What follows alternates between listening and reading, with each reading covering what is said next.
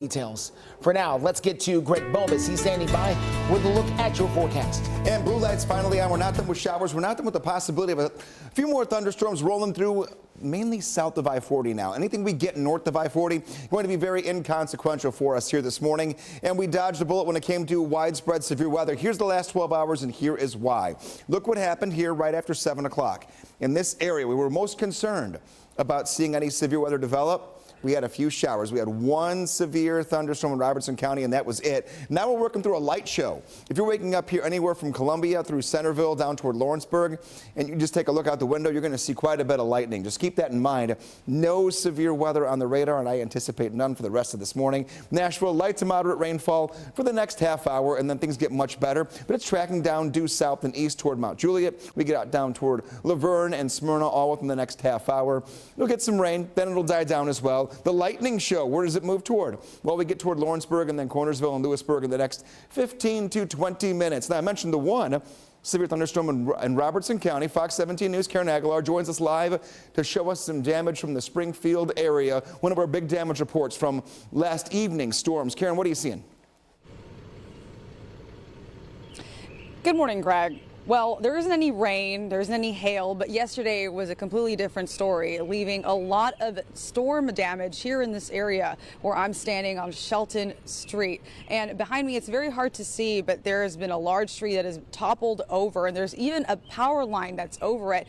And crews have been working for hours to try to make sure that this area is safe. And what's more, right here on this street, a tree toppled over a home, and you can see that that tree right there is just damaging that home. You can see that firefighters are trying to remove that tree. We are working on potentially speaking to the homeowner because, as you know, when these trees fall over and damage those homes, these are thousands and thousands of dollars. And you also see on the latter end of the video that it also fell over what looks like a trailer. So this is just some of the damage that we're seeing right here in Springfield, Tennessee. Now, coming up at 4:30, we are going to give you a closer look. As of now, it's a little bit dark, so we couldn't take you that close. We are going to give you a closer look at the damage of this storm. Reporting live in Springfield, Karen Aguilar, Fox 17 News, your Code Red station.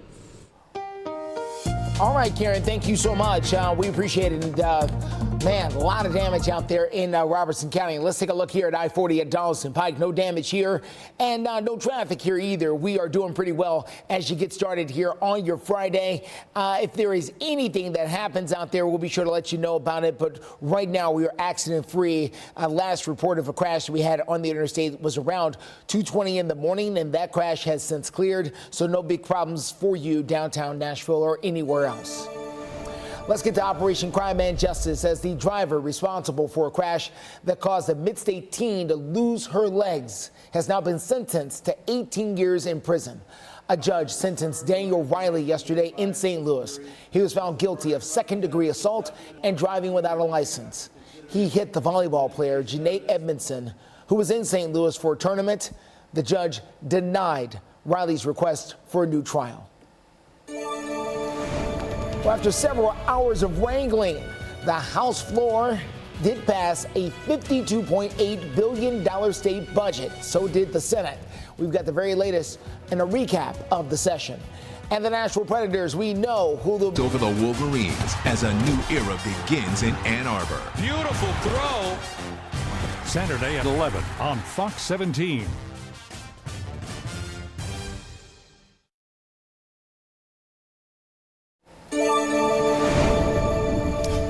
Welcome back to Fox 17 News this morning. We've got continuing coverage on the state legislature as both the House and Senate passed budget bills yesterday worth more than $52 billion. Now, there was a lot of back and forth on the House floor before they did pass that $52.8 billion spending plan, to be exact.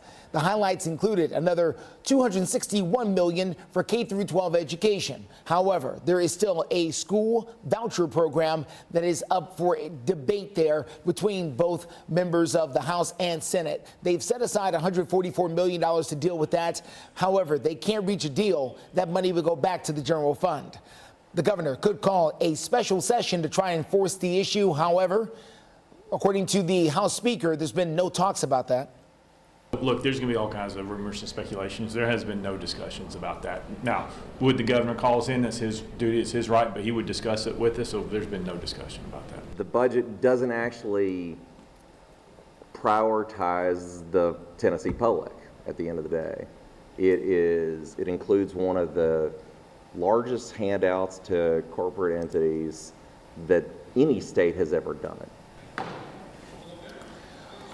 Well, at this point, Senator Yarborough is talking about the franchise tax rebate in both budgets. The Senate would return $1.5 billion to Tennessee businesses over the next 3 years. The House version does about half of that.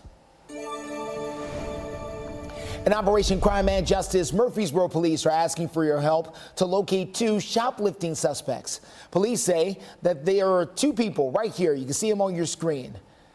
They hit twice at the Bath and Body Works and once at the Sephora. So a total of 3 different times is when they were going shoplifting, according to authorities. Officers say they made off with more than $2,000 worth of products. If you have seen them, you're asked to call the Murfreesboro Police Department. The Stanley Cup playoffs are right around the corner for the Nashville Predators, and we now know that their first-round matchup will be against the Vancouver Canucks, and that will start on Sunday. The Preds will be on the road for the first 2 games, so it will be Sunday's opener in Vancouver, and then the series will return back here to Nashville for games 3 and 4. Now, the exact time of those games is still yet to be determined. We do know there is a Tim McGraw concert on Thursday night at Bridgestone Arena, so it probably won't be then. By the time the Preds' first game rolls around on Sunday, the team will have had a total of 5 days off since their season finale, so plenty of time for them to rest and recover, which some veterans say is a really good thing, especially this time of year. Once it starts, it's especially too if we're going to Vancouver, it's gonna be a lot of traveling, a lot of roads. So I think it's a great opportunity, especially for the older guys to kind of have this time at home and heal up and kind of get that jump back, because it's we know the toll of playoffs. It's you need every possible ounce of energy, and it's gonna be fun.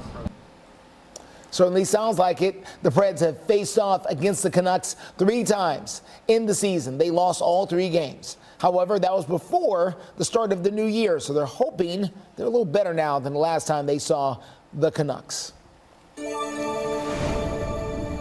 It's been a big week for Caitlin Clark. Not only was she selected #1 overall in the 2024 WNBA draft, but now there's talk that she could sign a multi-million-dollar endorsement deal with Nike. The contract is rumored to include a signature shoe for Caitlin Collins.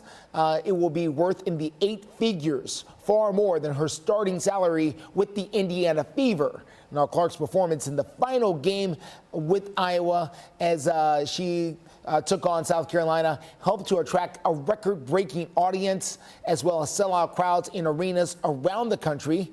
It just so happens that she wore Nikes during her record-breaking college basketball career. But Netflix has made some very risky moves last year, but it seems to have paid off. The streaming services has cracked down on users sharing passwords, which push users to get their own accounts. And now, in the first 3 months, Netflix announced it has gained more than 9 million subscribers. That brings Netflix to a record high number of subscribers. They've got 270 million right now.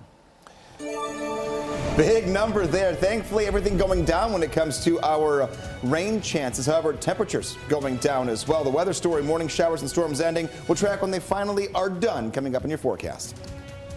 Steer clear traffic as you can take a look. This is I-40 at Dallas and Pike out near the airport. As you can see, traffic moving along really nicely there. We're going to check in on some other areas of town.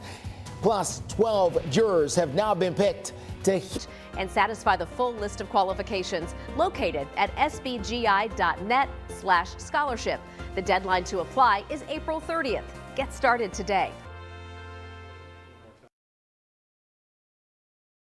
.414 is the time. Live look there at Lower Broadway, where the rain is falling ever so slightly. They're also doing a lot of cleanup down there. They had Tyler Childers there last night. Of course, he's doing the first of 2 shows over the next couple of days at Bridgestone Arena. It's called the Mule Pool 24 Tour. Okay, he's also got a special guest, 49 Winchester. That's all going on down there at Bridgestone Arena. First concert was last night, another concert tonight. If that's not your thing, Cat Williams, the comedian, will be there on Saturday night. And then, of course, Tim McGraw will be there next week. All kinds of things happening there at Bridgestone Arena. Of course, they'll wedge in some Predator playoff games somewhere in between. Today is the fourth day of jury selection for the former president of the United States, Donald Trump, and his hush money trial. Now, at the start of yesterday, 7 members of the jury were sworn in, but 2 were excused. Eventually, 7 more jurors were selected, and today we'll focus in on finding alternate jurors. Now, Trump is accused of falsifying business records to hide a hush money payment that was made to the adult film star Stormy Daniels ahead of the 2016 presidential election. Daniels was allegedly paid to keep quiet about an affair, the affair that Mr. Trump denies. Former President Trump has pled not guilty to 34 felony counts in the first ever criminal trial of a former U.S. president. Well, 2 days after the heaviest recorded rainfall in the United Arab Emirates, this country is still trying to clean things up. On the streets between the soaring skyscrapers there in Dubai, lines of cars can be seen stranded in large pools of water. Look at that. This happened in several neighborhoods that remained just backed up. They cannot get out of their neighborhoods because of blocked roads, because of all the water. Now, authorities say they're using trucks to try and pump that water out of the way and try to clear debris that's blocking the streets. They're also asking people to send WhatsApp messages to remove the accumulated rainfall, the waterfall there in that area, rainwater. I mean, this is incredible to look at here as we're going to bring in Greg Bobus right now. Greg, this is a region of the world that doesn't see a lot of rain, which is why it ends up being like this, I guess. I mean, a region that's hard pressed for water in general. That's true. Much it's less a desert kind of after rain. all, most of it. Yeah, and the thing when we have droughts, how we get a big heavy rainfall and the weed gets standing water because the ground isn't a sponge anymore. Yeah. It's just a rock. Yeah. It can't sink in. So that's them 24/7, 365. Right on top. Yeah. It just sits there. So it's going to be a long time before they get back to normal there. But for us, thankfully, it won't be all that long till we're back to normal. We dodged a bullet overnight when it came to some showers and storms being a little bit stronger. Now, if you were awake around dinner time and beyond through, say, about 9 p.m., you know we had some showers and storms that developed right along the Clarksville, Hopkinsville area. If you were with us yesterday morning, we said that's the place to watch. If they had rain during the evening, it would lower our severe threat for everyone. We're done. No chance for any severe weather. We are all clear. We're cooler south of I-40 and west of 65. Still going to see some showers and a few weak thunderstorms here. Decent lightning show for the next few hours, and also the northern Cumberland Plateau seeing a few showers and storms. But we're going to stay all clear, track that rain out of here for you this morning, and then we're looking ahead to cooler temps, guys. This is not going to be like it was last weekend. Take a look at your screen. Not an 80 to be found after 5-6 of them in a row. 72 degrees this afternoon, 65 on Saturday. I'll tell you right now, there are going to be many spots here across Middle Tennessee that are not going to make it out of the mid to upper 50s on Sunday. Nashville high of 60 degrees. We'll wake up on Monday morning, potentially covering some plants after hitting near record high temperatures just a week before. Steer clear traffic out there for you at 419. Quick look at what we're dealing with. The 65 at Trinity Lane there on the north side. As you can see, traffic there moving along really nicely, despite the fact there has been a fresh coat of rain falling there onto the interstate, but no major holdups right now. We're doing really well in both directions out there. Overall drive times also looking wonderful from Mount Juliet to Murfreesboro to Franklin. Keep in mind, streets are going to be slightly wet, but right now they're clear. Well, every so often, sports collides with the real world. Well, last night was a big example of that. It was Rally on the Runway.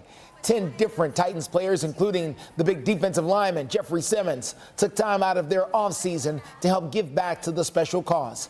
Rally on the Runway helps to raise money for childhood cancer research and also gives that back to the kids who have survived or are still battling cancer themselves. It's a very memorable night for the Rally kids who get to strut their stuff and a few dance moves as well. And it's a reminder that life is bigger than just sports. We think football is hard, but you come in here with these kids and you just see smiles on their face and knowing that they're dealing with so much bigger than the game of football and the hardship we going through. Their life is real hard right now, either fighting cancer or then have beat cancer. So, you know, this is an unbelievable thing they're doing with Rally, and like I said, I'm always excited. The event raised over $570,000 for childhood cancer research. For more information on Rally on the Runway, you can visit our website, fox17.com. Time has now released its annual list of the top 100 influential people in the world. Now, this used to be a huge magazine edition of this publication that was sent out there to everybody. This year, they featured singer-songwriter Dua Lipa, as well as the Kansas City Chiefs quarterback Patrick Mahomes. Actor Taraji P. Henson also made the list. Also, the Russian opposition leader, Nassina Navalny, also was on that list as well. There are also other people from around the world. That includes Jensen Huang, who is the CEO of the AI company NVIDIA, as well as the actress there, America Ferrera, also made this year's list. People in Columbus, Ohio, evacuated a 1 square mile area because of this. Take a look, everyone. This is a truck that's carrying nearly 6,000 pounds of lithium-ion batteries that caught on fire. After police evacuated everyone nearby, the fire department used a robot to open one of the trailer doors that allowed oxygen inside, which ignited the fire. Firefighters on the scene then extinguished the flames. There were no reports of any injuries. Well, TSU is in the hockey spotlight as they become the first historically black college and university to introduce a hockey team. We've got more on who they hired. Plus, the cutting-edge precision with a first-of-its-kind 3-link suspension and a style all their own. Because you're not everyone, and that's a good thing. Bad boy, Mo with an attitude. 4:24 is the time, making headlines, especially in the music world. Guitar legend Dickie Betts, the co-founder of the Allman Brothers, has died. Now, according to his longtime manager, the Rock and Roll Hall of Famer passed away at his Florida home yesterday following a long battle with cancer and COPD. Betts and Dwayne Allman both played the lead guitar in the original Allman Brothers band, helping to give the group its very distinctive Southern rock sound. Now, Betts wrote and sang the chart-topping single Ramblin' Man back in the 1970s. Dickie Betts was 80 years old. In sports news this morning, TSU has named its very first hockey coach. We're talking about Dante Abercrombie, who has now coming over to Tennessee State. He will help launch TSU as the very first HBCU to offer a men's hockey program. Now, Abercrombie has an extensive resume in the world of hockey, including work with the Toronto Maple Leafs, as well as in the NHL front office, as he has advocated for more minorities in the sport. 425, blue lights are on, no more code red weather. We had to watch very carefully yesterday evening into the overnight for possible strong storms. They did not come to fruition. We lucked out again. That's very rare for us to go 3 for 3 on code reds that don't give us that much severe weather potential. And, you know, some might say it's missing the forecast. Some say I miss the fact that we didn't have to deal with that forecast because it's good. Taking a look here. 72 degrees this afternoon. Rain is ending as we speak. Cooling begins. When I say cooling, I mean we're going to be about 25 degrees colder this Sunday than we were last Sunday. No one to mow them. I would just say watch the radar this weekend. A couple pop-ups are going to be out there for you. 65 degrees tomorrow, 60 degrees today. I should say 60 degrees on Sunday. Today we'll be up to that 72-degree mark. Cooler nights ahead of us. 40s to right near 50 as you wake up tomorrow. Middle 40s on Sunday. We could be in the upper 30s by Monday. Right now there are still a few showers and weak storms that are out there south of I-40 and west of 65, and rain is wrapping up in the Nashville area. You can always track it by downloading the Fox 17 Code Red weather app. We've had a very active week. We'll look ahead to next week coming up in a little bit in the next half hour to see if it's just as active as this one was.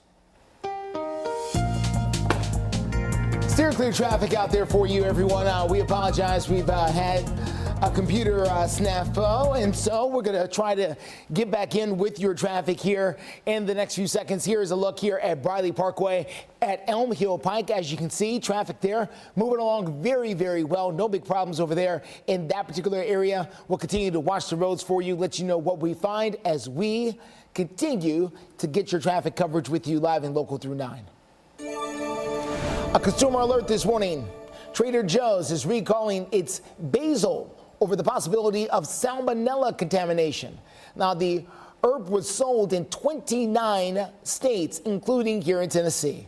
The grocery store chain is asking customers to throw any of that basil away, especially if it's one of the 2.5-ounce packages of its Infinite Herbs organic basil purchased between February the 1st and April the 6th. The CDC says 12 people in 7 states have become infected with an outbreak of salmonella because of this basil. Trader Joe's says customers can return it for a full refund.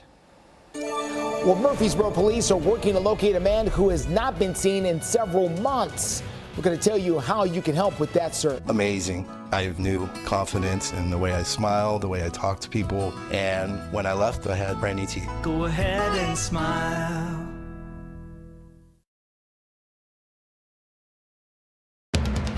You're watching Fox 17 News This Morning, your Code Red station. Waking up when we are done with our Code Red weather alert. A few lingering showers in the Nashville area and a few more thunderstorms on the radar, but no additional severe weather is likely in the forecast. Steer clear traffic takes us out to I-40 at Church Street. Over on the West Loop, things rolling along pretty well over there. We got the very latest on your drive coming up in a few. Plus, tensions continue to rise. We've got information this morning as Israel has carried out a military strike in Iran. Thank you for joining us here on Fox 17 News this morning. I'm Justin McFarland. Congratulations, you made it to Friday. We're going to begin this morning with news from the Middle East as we're following the very latest development as we're seeing brand new video of flashes of light over the skies of Iran. This is as Israel launched a retaliatory airstrike. A U.S. official confirms the strike hit near the middle of the country. They say that their target was not one of the nuclear sites. That's important because Iran's commander sent out a warning yesterday. He says if Israel keeps threatening to attack Iran's nuclear centers, his country would reconsider their nuclear policies. At this particular moment, most organized countries do not believe Iran has nuclear weapons, but they are very close to finishing one if they were deciding to continue on that path. That's why he's warning about the change in nuclear policies. We'll continue to follow things from the Middle East. From the Middle East to the mid-state, though, let's get to Greg Bonus. Yeah, and tracking out with some rain here that's going to be moving out of the area in the upcoming hours, but we're still seeing a few rain showers here. Nashville down toward the Murfreesboro area, very light there, but if you get down toward Columbia, Lawrenceburg, we've kind of kicked out the lightning in this in just the last half hour. A few strikes that are out there, but an hour ago, we had a whole lightning show going in that area. Now we're seeing what we anticipated by this time in the morning. Everything's starting to get lighter and lighter. These showers move out by mid-morning. We're going to track the end of them for you. Much cooler for the upcoming weekend. Temperatures are stuck in the 60s. Today's high, only 72 and a little breezy, fairly overcast the first half of the day. Grab the umbrella for this morning and anticipate some wet pavement. Staying a little active, a couple of showers again through mid-morning and 1 or 2 overnight tonight, but no additional severe weather. We're all cool and all clear when it comes to our Code Red threat level. We did have one severe storm, though, that rolled through Robertson County late in the day yesterday, and that did cause a little bit of damage in the Springfield area. So we're going to go live to Fox 17 News. Karen Aguilar giving us some damage updates from yesterday evening storms. Karen. Good morning. There was rain, even hail, and strong wind gusts. The sheer strength of that wind lifting this tree from its roots. And if I take a walk over here, you can see just how massive this tree is, even downing a power line. Now, for people that might be walking down the street here on Shelton Street, it's very dangerous if it's live, and we haven't seen any crews out here yet. And what's more is that this massive tree is actually covering a car that's on the driveway, probably making it hard for them to get out. These people are still sleeping, so we are working on potentially talking to them. But now this is just some of the extent of the damage that we're seeing here on this road alone. This is a video that was shared by Smoky Barn News. You can see that crews are hard at work to remove a massive tree that toppled over a home, again, right here on this street. And we're also seeing that another place had some branches on it. And, you know, these trees toppling over these homes cost thousands and thousands of dollars of damage. At this time, we are working on reaching out to the EMA here in Springfield to figure out when they plan to come and clean up some of this damage. Again, we know that crews were hard at work for hours, and when we have those updates, we will bring them to you. Reporting live in Springfield, Karen Aguilar, Fox 17 News, your Code Red station. All right, thank you so much, Karen. Let's take a look at your steer clear traffic out there. This is going to be I-40 at 46th Avenue. On the west side of town, traffic there moving along really nicely. No big problems over there to hold you up there this morning. Certainly good news as you make that drive in. Good news on your drive times over there as well. This is going to be Mount Juliet coming in at 26 minutes. Murfreesboro, 52 minutes. Franklin at 27 minutes. Keep in mind that the streets are going to be a little wet out there, but so far no major crashes. We do want to bring you an update this morning as we are learning more about a shooting and a reported carjacking that took place at a Mid-State McDonald's on Wednesday night. We first brought you this story as breaking news yesterday. Metro Police say it all happened at the McDonald's on Nolensville Pike near I-440. Police now say the suspect shot a man who was sitting in the drive-thru line before stealing another woman's car. We're told that the man who was shot is expected to be okay. They're now asking you to be on the lookout for a stolen car. It's going to be a blue Nissan Cube with the license plate number BDD 9667. If you have any information, you're asked to call Metro Police. In state politics, protesters erupted inside of the state capitol yesterday after troopers escorted a woman out of the gallery during the House session. You can take a look there as a group of people were holding signs, not concerned about the state's budget, but they are in particular looking out for a bill that would allow teachers to carry guns inside of the schools. They're also very concerned about a school voucher bill. Now, when they started to chant, they were asked to leave. All but one did. State troopers arrested her after nearly 10 minutes of back and forth. This is why the actions of this General Assembly are so concerning. It is because it is the erosion of people's rights, of citizens' rights in this body. While we were voting on actual bills that make a difference in the state of Tennessee, I noticed that both the Justins fled the chamber and decided to go outside and participate in protest instead of actually doing their duty that they were elected to. These are both the Justins he's talking about, of course, Representative Justin Jones and Justin Pearson. After the woman was removed from the gallery, there was a sit-in on the ground floor of the Capitol. Pop star Justin Timberlake is now investing in an exclusive 18-hole golf course that is scheduled to open up in the Whites Creek community later this year. We're going to tell you what players can expect. Plus, you'll be able to see the traffic and weather updates right there on your screen as we... You are smart, smarty pants. You got to unleash the power. Woo! Weeknights at 5 on Fox 17.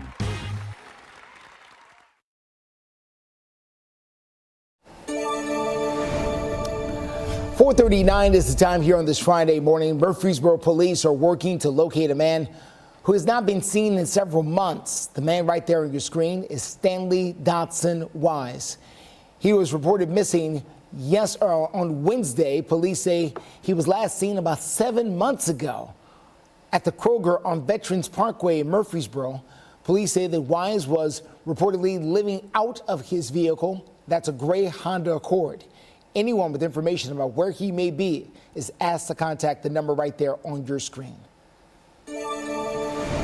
Making headlines this morning, we are learning more about an exclusive 18-hole golf course that is set to open up in the Whites Creek community later this year, and it's all coming from pop star Justin Timberlake. Now, the former NSYNC lead singer and avid golfer is getting together with a company called 8 AM Golf and they're creating the Bounty Club. It's a private club that spans 363 acres, according to the website. The course is set up in a very secluded location, about 15 minutes from downtown. The site says it also offers stunning, unobstructed views of Nashville's iconic skyline from 4 elevated vantage points. It's still unclear exactly what secluded means in regards to their location, but we'll continue to follow it for you. Let's get 41. Yeah, I mean, secluded. One of those kind of words you think of. Does that mean I'm not able to go on there unless I'm a certain person? I don't know. We'll see. Taking a look here. All clear when it comes to code red. We went into the evening hours. You went to bed. We were watching and monitoring all night for any severe weather. We did not see anything past the evening hours of yesterday. Nothing overnight you're waking up to that is really new information past, say, 8 o'clock yesterday. We're all clear. Cooler temperatures. Weak thunderstorms still out there for right now. Let's do a little recap, though, as everything begins to die down this morning. So far in April, we have had 11 of our first 19 days where we had some rainfall. We're a little below average, believe it or not, though, by about 1/2 inch so far this month. However, we are definitely not below average on temperatures. We've had multiple days in a row, 5-6 days in a row that hit the 80-degree mark. That is not happening today. We're going to be cooler in the low 70s, and then temperatures even cooler for the upcoming weekend. Allergies are going to be up for today. You'll notice that, but the rainfall that we have had will knock them down a little bit going into tomorrow. That'll be our progression, but one more day of tough allergies before the weekend. Steer clear traffic for you this morning. Let's get you to I-40 at White Bridge Road. This is over in the West Nashville area. You can see there traffic moving along fine. We do have a couple of trucks sleeping there on the shoulder of the road, but nothing like what we've seen earlier this week when we saw nearly a dozen over there. So right now we're doing okay. The roads are wet, and that's going to be the case for most of the mid-state, so keep that in mind, but no major crashes as you get out the door this morning. Well, many people are recovering after downed power lines. Restricted interstates and severe storm damage also spread across the United States. We'll have a closer look. Plus, a strong earthquake that struck asthma medicines without talking to your doctor. Show off to the world. Ask your child's eczema specialist about Dupixent.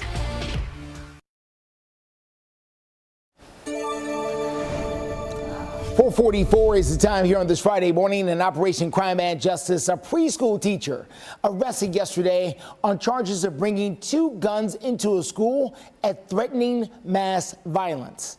Police say it was a 29-year-old named Seneca Coward who threatened 2 co-workers at the Academy of McCrory Lane Preschool in Bellevue. Officers say they found the gun in her purse and another in her car. Thousands of people are without power this morning after severe storms swept through Jefferson County, Missouri yesterday. You can now see the downed power lines and fallen trees left behind by the storm system as it moved through the state. We saw the tail end of the system move through Tennessee overnight. Thankfully, the damage was pretty minor here compared to what we are seeing there in Missouri. Let's get to Greg Bobas right now, who's standing by with a look at your forecast for the rest here of the weekend. And Greg, we know there was some minor damage up there in the Springfield area. We've got a crew up there, but overall, we really dodged a bullet here. Yeah, those are the only damage reports that we're seeing this morning, which is really good. We had one severe storm track through, race through from about 7 o'clock to 8 o'clock yesterday evening, and now we're done. We have the remnants of a storm system that just broke apart overnight. Hour by hour got weaker and weaker, and now we're going to see it move out of here by late morning into early afternoon. There are a few more lingering little light rain showers through southern Kentucky, and we're going to see a few little pitter-patters of rain north of I-40, but most of our action now is pivoting toward the south and even moving out of the Nashville area as we speak. Lewisburg and Shelbyville, you're already seeing a little bit of light rain, but you're going to pick that up a little bit here, get a little more moderate to heavy. You might even get a clap of thunder or two. There have been a few lightning strikes that have been dying down in the Lawrenceburg area. We move a little bit more down toward the south and the west. You can see a few Thunderstorms a little more oomph to them, but they're moving out of the viewing area in the next 15 to 20 minutes.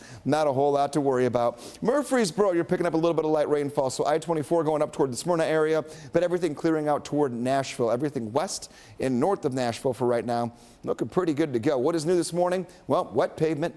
Showers and storms exiting, cooler air taking over hour by hour. Right now, right side of your screen, current temperatures are in the 60s. We're only going to be in the low 70s later on this afternoon, so a below average weekend as well. We'll talk about your weekend and break down which morning of the next 7 you may have to cover your plans due to 30-degree overnight temperatures.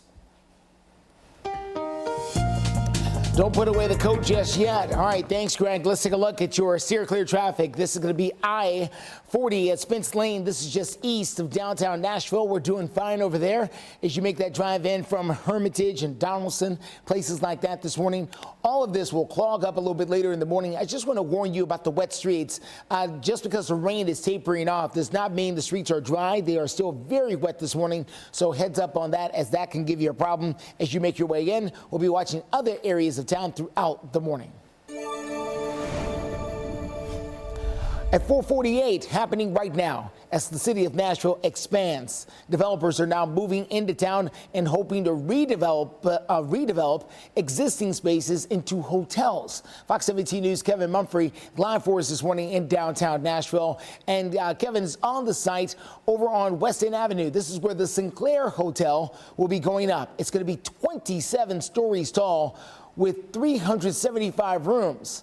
Now, Metro has not announced exactly when this hotel could open. You can see they haven't really got going yet. It's, of course, in a very busy area that's going to draw lots and lots of tourists there. There are multiple hotel proposals in the works right now. But again, that's going to be the site of the Sinclair. It's going to be a brand new hotel, 27 stories in the air once it's done. Well, are you ready? Today marks the release of Taylor Swift's 11th studio album. And the Nashville record store Grimes has painted a brand new mural of Taylor Swift on their particular building as they get set for the Tortured Poets Department. It's the name of the album. That mural was finished Wednesday by Alexandria Hall there. So that's only the beginning of this history of the mural there. Head over to fox17.com to read the full story for yourself. And again, that Taylor Swift album ready to launch. Well, some small farms are in big trouble. Inflation is eating into their profits, and some may not survive. Fox News reporter Olivia Calminas has the very latest from a farm in Missouri.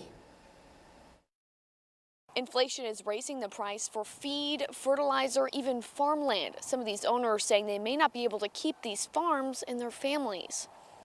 I might be the generation that loses it. Not just my fault, but just the world around me might change that much that I can't hold on to it no more.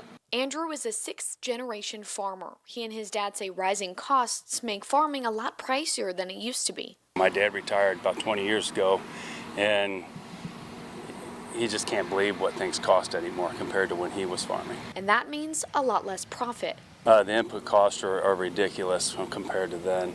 Fuel costs are higher, machinery costs, and when the price of grain goes up, so does everything else. U.S. farm real estate value averaged $4,080 per acre in 2023, up $280 an acre. The president of the Missouri Farm Bureau says this makes it hard for farms to expand. There is a tremendous competition for access to those acres. He says it squeezes out small family farms. Just last year, Missouri lost 300. We've seen a 7% drop or decline in the number of family farms in the United States. Because of that, he says it's no wonder it's harder to keep farms in the family and even harder to start fresh. In Missouri, we've passed a new state law to try to provide incentives for beginning people wanting to find acres to be able to hopefully match up with those who want to retire or exit. They hope to preserve the community they love, even if it takes some extra work. It's something that I grew up with and my dad's grown up with, and hopefully my children will grow up with. And of course, the inflation on gas and groceries that's hitting us is hitting these farmers as well, just adding into the mix. In St. Charles, Missouri, Oliviana Calmes, Fox News.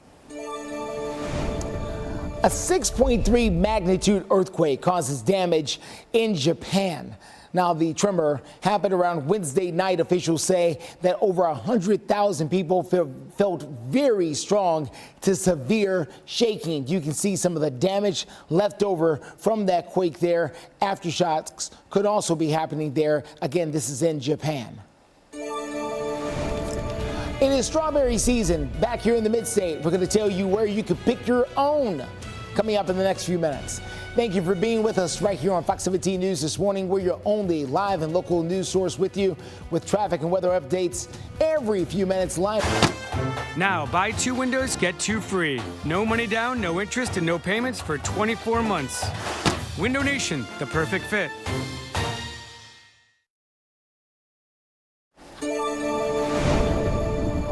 .54 is the time a group of people in North Carolina was caught on camera pulling 2 bear cubs from a tree, all for a few photos. That they were pulling the cubs from the tree. Just want to emphasize that. Now, the young bears were holding on to the tree branch. They were holding them to try to take selfies. One of the women is seen dropping the cub to go back over the fence. Wildlife officials are called in to assist, and they only found that one of the 2 cubs seen in the footage. Thankfully, the bear is okay and will be released back into the wild soon. Note to everyone, leave the bears alone. Not only just don't feed the bears, don't pet the bears. They're bears. They're not puppies. All right, let's get to Yeah, I mean, you want to go grab the bear? Is that what we're really doing? You don't think a mama bear is somewhere nearby? That's what I was going to say. If mama bear was anywhere nearby, that's a whole different video we're watching right now. That is the dumbest thing you can do if you ever see a cub. Let it go do its thing and walk the other way. Taking a look here. Future track. Our showers are walking the other way. They're getting out of here. By the time we get to 1 p.m., a lingering sprinkle and some overcast sky. That's pretty much it. Everything else looking good. We did not have severe weather overnight. You might go, well, that's 3 days. No, we called about code red, and we only had a couple of storms that got stronger. How come this time it didn't happen? We'll talk about it. I'm going to break down what we looked at yesterday morning at this time, what happened 12 hours ago around this time, and why it led to an easier overnight. But we should be happy it did. Only one severe storm in Robertson County gave us some damage over in the evening hours between 7 o'clock and 8. I'm still clicking it. Nothing to worry about this weekend right now. Just some, I don't know, if cloud cover, much cooler temperatures. We're talking about temps that are going to be in the 60s on Saturday and Sunday. I only have a yellow light when it comes to when to mow the next couple of days because of some wet grass we're going to have today especially. But I would say Saturday and Sunday, if you're just watching the radars, it says right there on your screen, you'll find some windows of opportunity with a much cooler atmosphere to get out there and finally get a little yard work done. Steer clear traffic for you this morning at 4:57. Quick look here at I-24 at Harding Place in the Antioch area. You can see there traffic moving along very nicely. No big problems coming in from Antioch so far. Things are starting to dry out a little bit after we had a passing shower a couple of hours ago that did leave the road rather wet. But right now, you don't see any signs of it. We're doing fine. As we get our 5 o'clock hour, we're going to take you, get into our 5 o'clock hour. We're going to get you over to the airport to check in on the traffic over there. Well, strawberry picking season is underway here across the state of Tennessee, and according to the Tennessee Department of Agriculture, most strawberry farms started selling strawberries back in mid-April. Now, farms in Davidson County include the Bells Bend Farm, as well as the Madison Farm, the Una Acre Farm, and the Green Door Gourmet. Now, we've got a full list of all the farms in the Mid-State selling strawberries right now. It's on our website, fox17.com. Just go there and search strawberry. Let's talk about Operation Crime and Justice, as there is a theft ring that appears to be targeting stores in at least 2 different states, and the thieves are focused in on the latest sports craze. We're talking about pickleball. Are you kidding? But no, it's real. The manager at Game Set Match in Las Vegas says that 2 women walked in last week and left with 15 pickleball paddles. The 15 paddles were worth an estimated, listen now, $5,000. Now, surveillance video from another Game Set Match store, this one in Colorado, shows a man and a woman looking around for only a couple of minutes before stuffing their bags and leaving the store. Store officials say between January and February, around 120 paddles or $30,000 worth of merchandise was stolen from at least 3 different locations. It's unbelievable how quick they are, but they're professional. They know what they're doing. Unbelievable there. We're told that stores have created a new policy to help employees become a little bit more vigilant, and they've also rearranged their store to eliminate blind spots for the thieves to hide and take the pickleball paddles. Who knew? Promotional consideration for this program provided by Ponce Law. Well, if you know someone in your hometown who is a hero to that community, we want to know about them too. Fox 17 wants to share their story. Ponce Law and Fox 17 are teaming up to find and award local hometown heroes $1,000. This could be just about anybody in your community doing something fantastic. Veterans, coaches, pastors, teachers, first responders, anybody you know doing great things. People who are retired, former military personnel. You can nominate your hometown hero online at ponzelaw.com/hometown hero. Each month, we will select a hero and we will feature them right here on Fox 17 News. You'll even get to meet Jen Waddell. Promotional consideration for this program provided by Ponce Law. You're watching Fox 17 News This Morning, your Code Red station. We're waking up to blue lights, no more code red threat level for us here, but a few more showers and storms are out there. What happened overnight? Why did we not see severe weather? I'm not saying it's a bad thing, but we'll break down what did progress while you were asleep. And now on Fox 17 News this Friday morning, we're taking a look at weather damage from overnight. Our reporter, Kieran Aguilar, has more in a couple of minutes. And the driver responsible for, according to police, the driver responsible for the crash that took a mid-state teen's life has now been sentenced. The latest from the St. Louis trial in moments. Thank you so much for waking up with us here on a Friday morning. For Fox 17 News, I'm Erica Glover. And I'm Jennifer Waddell. Let's get straight to the top few stories you'll want to know about here to start your Friday. We have breaking news from overnight. Israel has launched retaliatory strikes on Iran. Missiles have hit a site in Iran after they attacked Israel Sunday.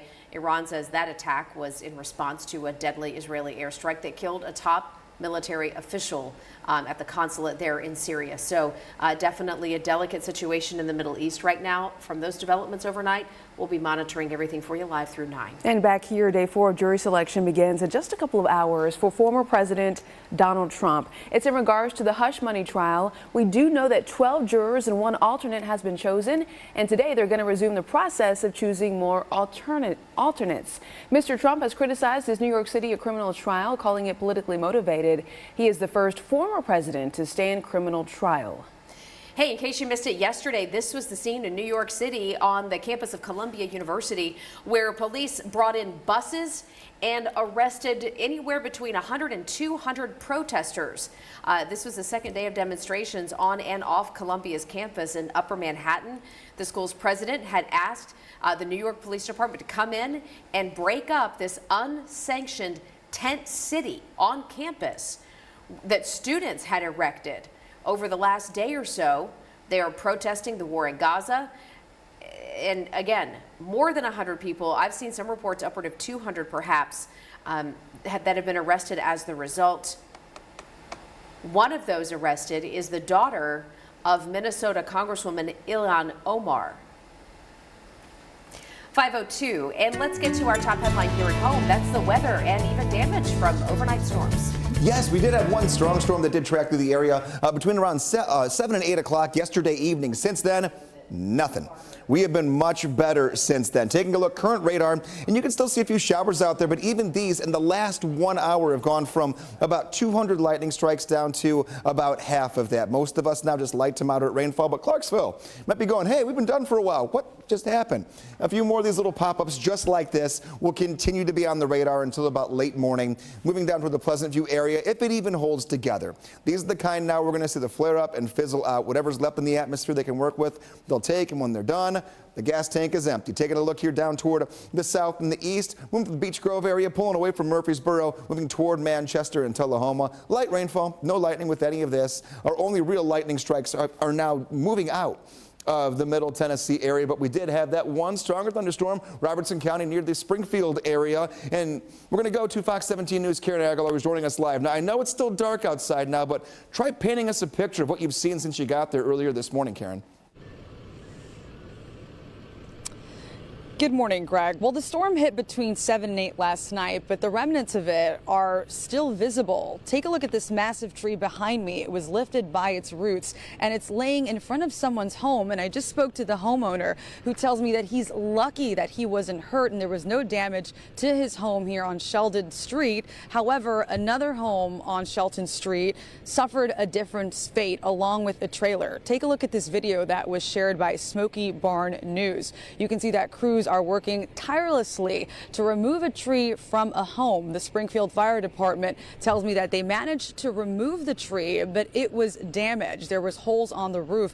They also tell me that they removed a tree from a trailer. Now, remember, parts of Springfield are still rebuilding after the December tornado hit. So this is just another thing that the people of Springfield have to deal with. Now, at this time, it's early, but we are working on speaking to the homeowners of the places that were damaged, and the Springfield Fire Department tells me that they're not sure when they're going to be coming down this street and other parts of Springfield to clean up some of this debris. Reporting live in Springfield, Karen Aguilar, Fox 17 News, your Code Red station. Karen, thank you. 5:05 is the time, and as promised, we do want to take you over to the airport, a typically very busy spot, especially on a Friday morning. So here you go. This is I-40 at Donaldson Pike, right near that B&A exit, or on-ramp, I should say. We're not seeing any issues right now, no kind of backup, so we'll continue sharing all of your steer clear traffic updates throughout 9 o'clock.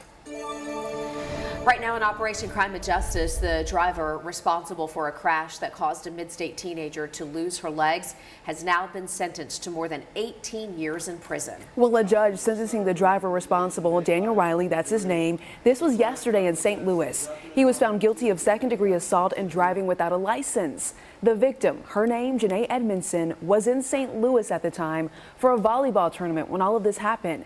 That's when she was hit on a sidewalk. The judge, though, denying Riley's request for a new trial. A jury now seated in the trial for former President Donald Trump. We're going to break down what the focus will be as we get into your Friday. For free.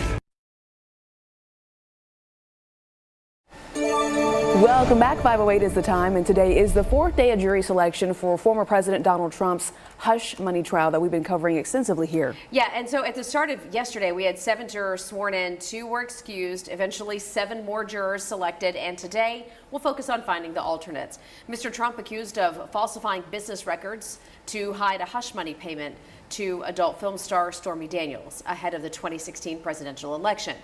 Daniels allegedly paid to keep quiet about an affair with Mr. Trump, which he denies. Mr. Trump has pleaded not guilty to 34 felony counts in the first ever criminal trial of a former U.S. president. Well, right now, Fox 17 News is working to learn more about an overnight shooting happening in the Trinity Hills neighborhood that is north of Nashville. We're mapping it out for you right here. Metro dispatchers confirming it happened around 9:15 on Youngs Lane, just north of the Cumberland River. We're also told that one person was taken to the hospital, but as of right now, the information is limited.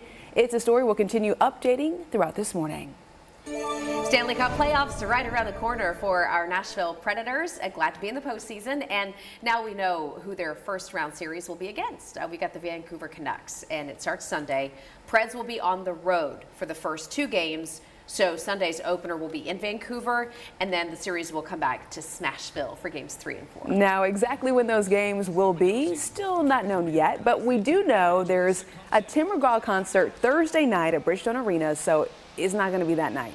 By the time the Preds' first games roll around on Sunday, the team will have had 5 days off since their season finale, so plenty of time to go ahead and rest, recover, get some more rest, which the veterans say is a really, really good thing this time of the year. Listen now. Once it starts, it's especially too if we're going to Vancouver, it's gonna be a lot of traveling, a lot of roads. So I think it's a great opportunity, especially for the older guys to kind of have this time at home and heal up and kind of get that jump back, because it's we know the toll of playoffs. It's you need every possible ounce of energy, and it's gonna be fun. How funny about the Tim McGraw concert, by the way, on Thursday, considering Tim McGraw sings one of the Preds' anthems. Oh. I like it. I love it. I want some more of it. Good point. Yeah, so anyhow, Preds did face the Canucks earlier in the season.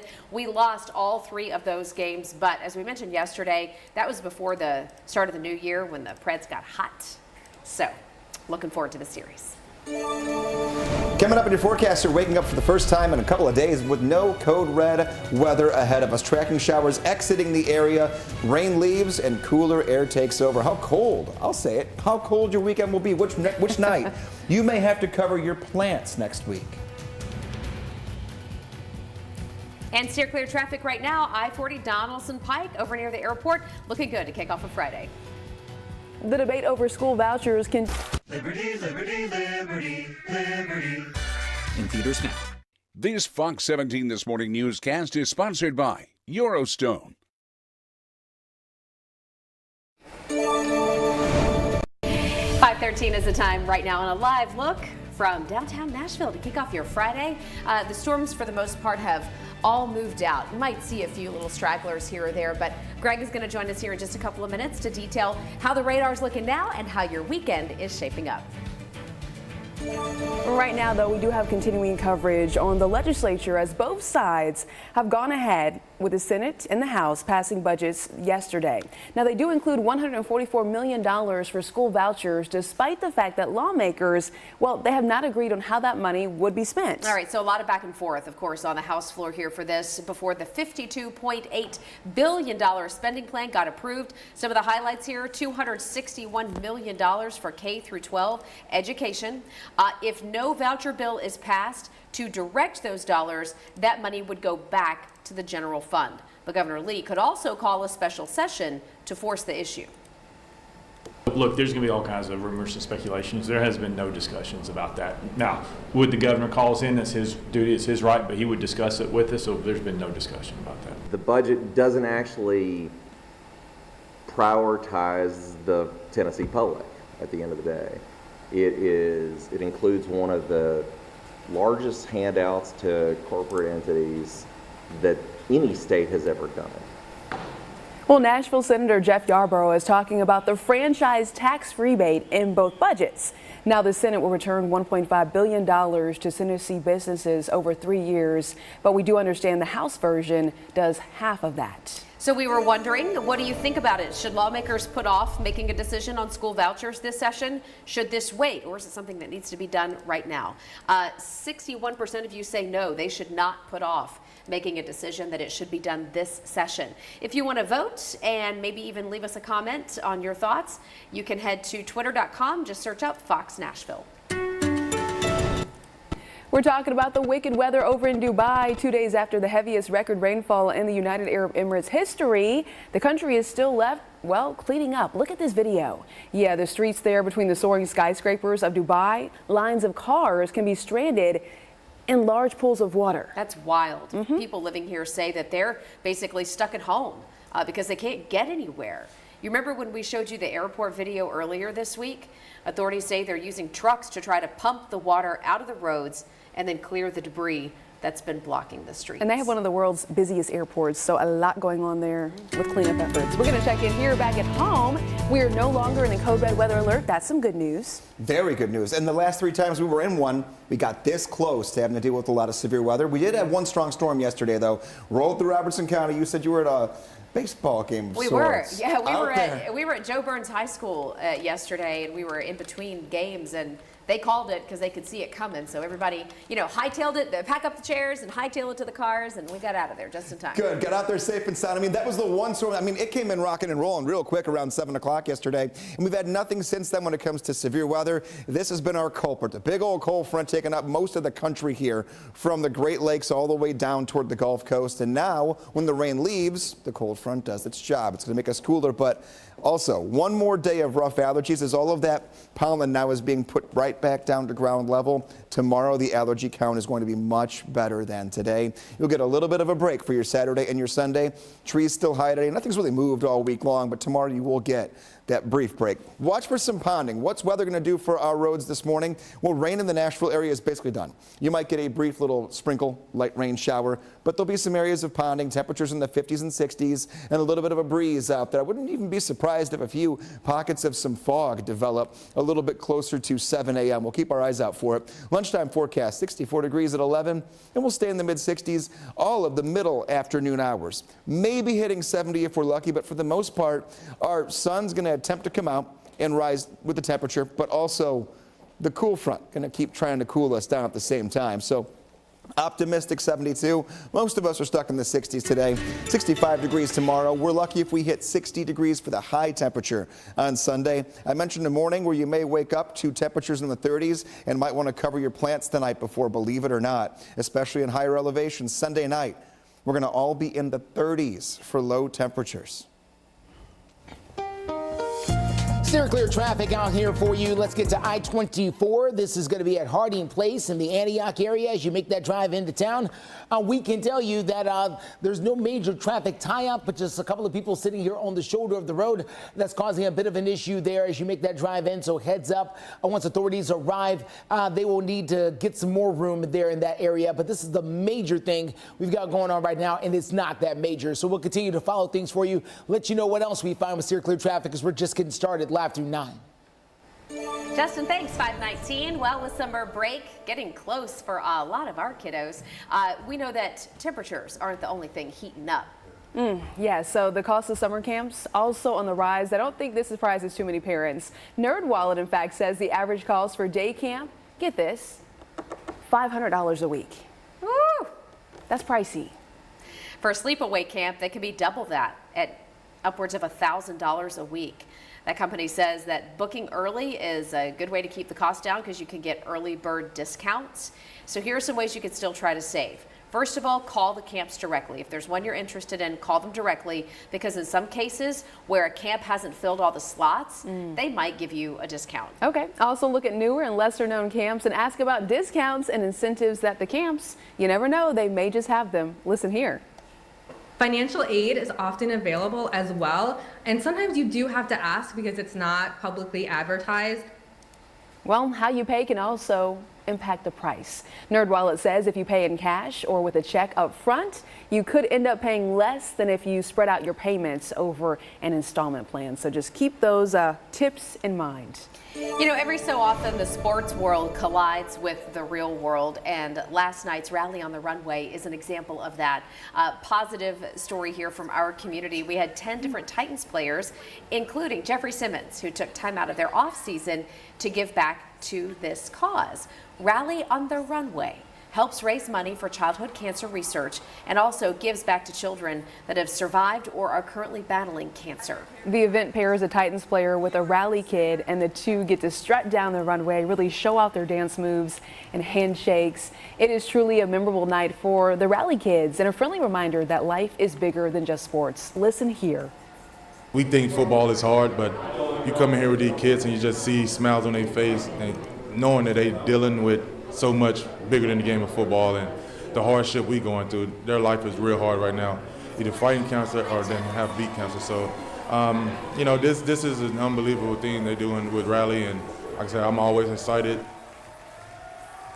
Very cool. This event raised about $570,000 for childhood cancer research. If you'd like more information on Rally on the Runway, just visit fox17.com. That is fantastic.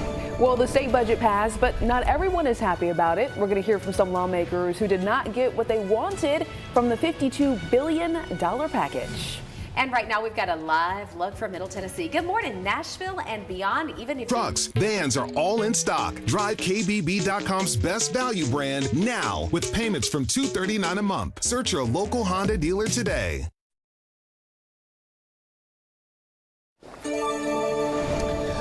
5:24 is the time. The state of Tennessee has just over 7 million people living here. So you would think with $52.8 billion, that would be plenty to make sure there's enough for all of us to split here to have state services. That $52.8 billion covers all kinds of things, including TDOT and the roads, the state troopers, the TBI, the National Guard, the Department of Children's Services, and plenty more.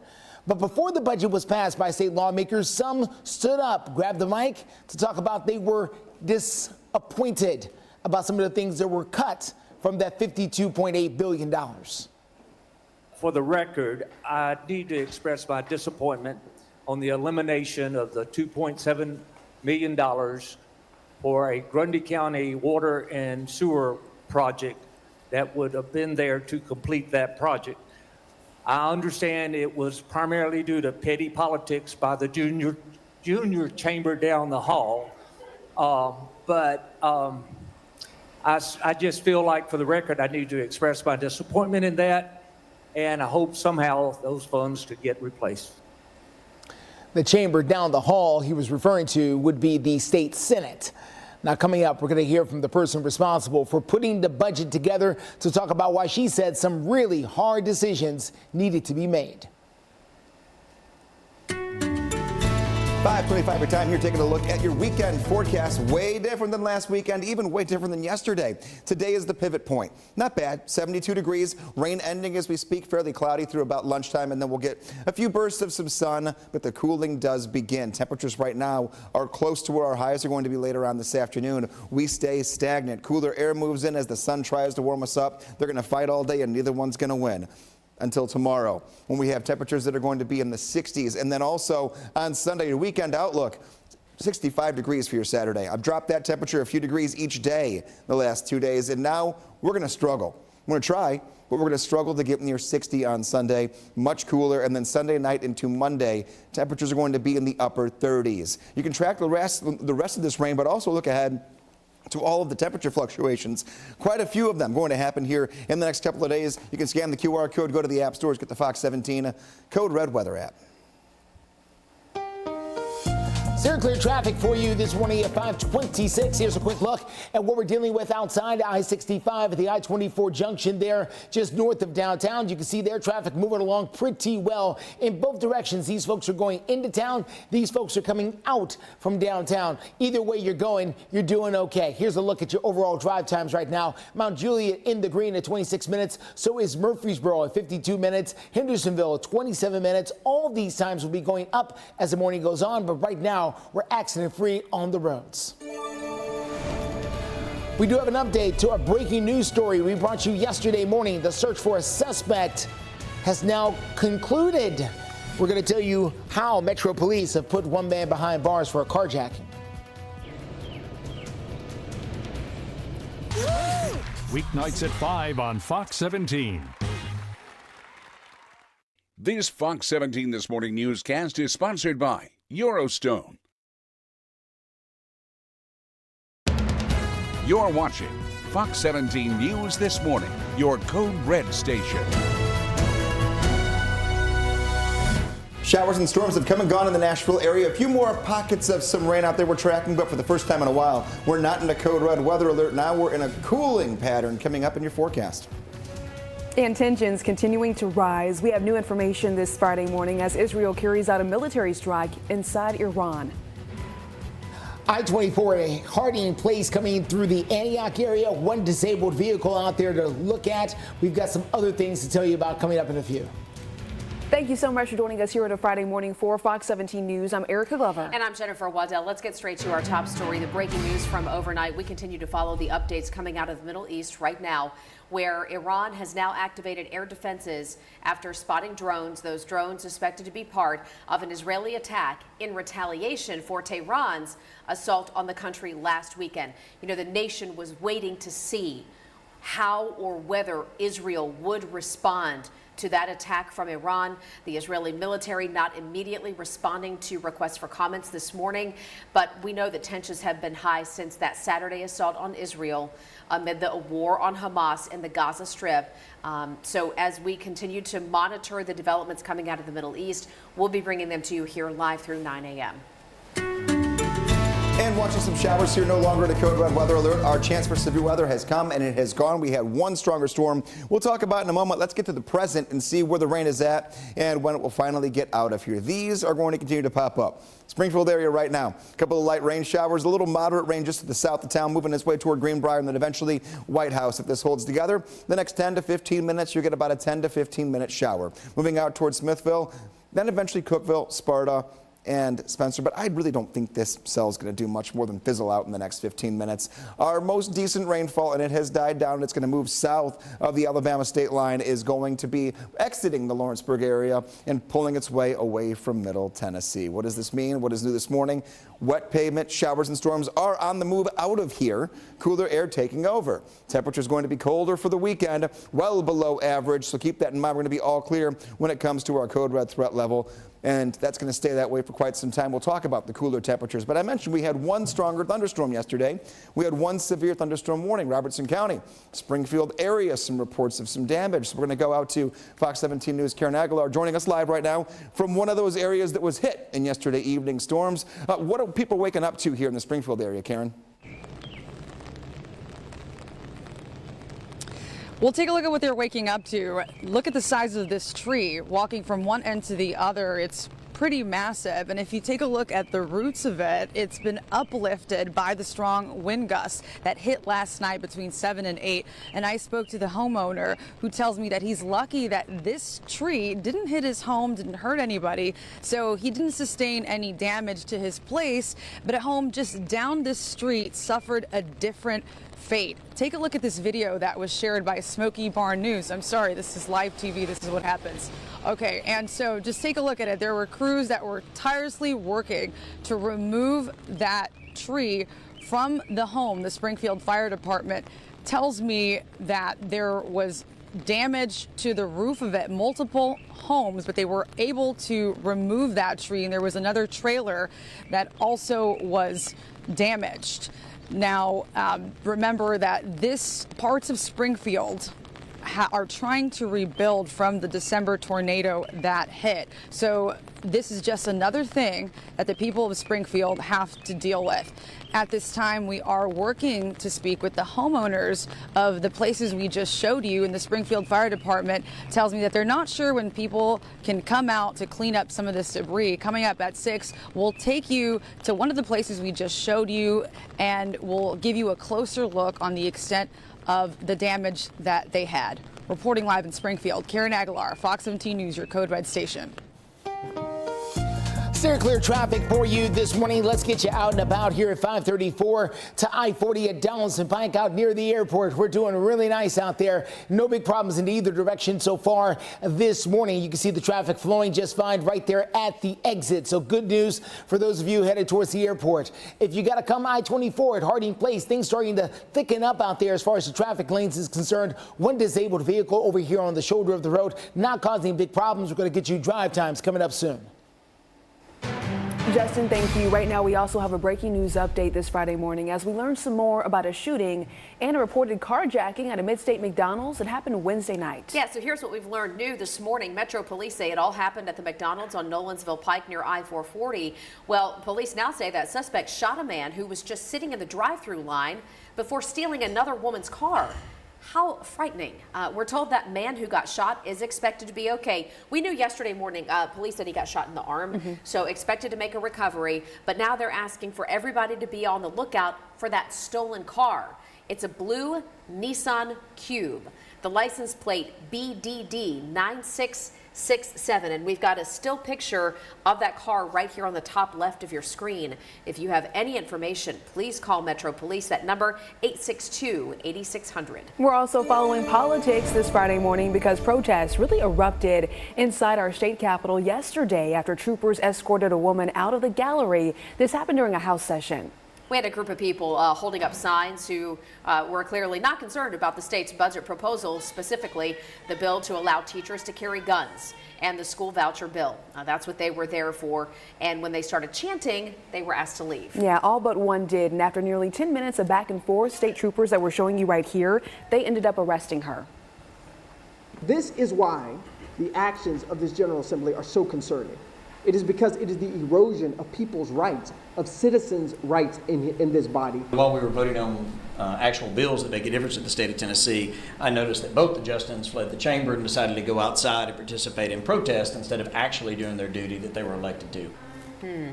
Well, that was one concern. And then after the woman got removed from the gallery, there was a sit-in on the ground floor at the Capitol. So another day of protest and just overall uneasiness and disruption there in the Tennessee legislature.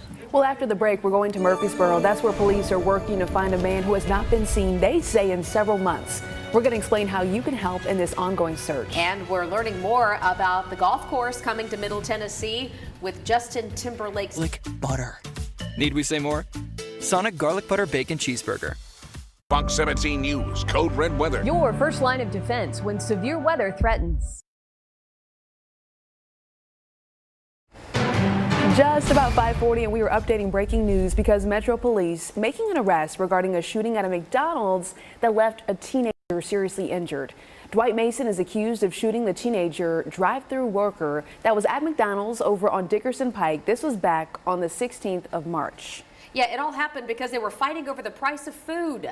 That's what prompted the shooting. According to police, Mason now faces a number of charges, including attempted criminal homicide and aggravated assault with a deadly weapon. Murfreesboro police right now working to find a man who hasn't been seen in months. The man on your screen right here, Stanley Dotson Wise, reported missing Wednesday. Police say he was last seen around 7 months ago, though, at the Kroger on Veterans Parkway. So just getting the missing persons report, but hasn't been seen for 7 months. Police say Wise was reportedly living out of his vehicle, a gray Honda Accord.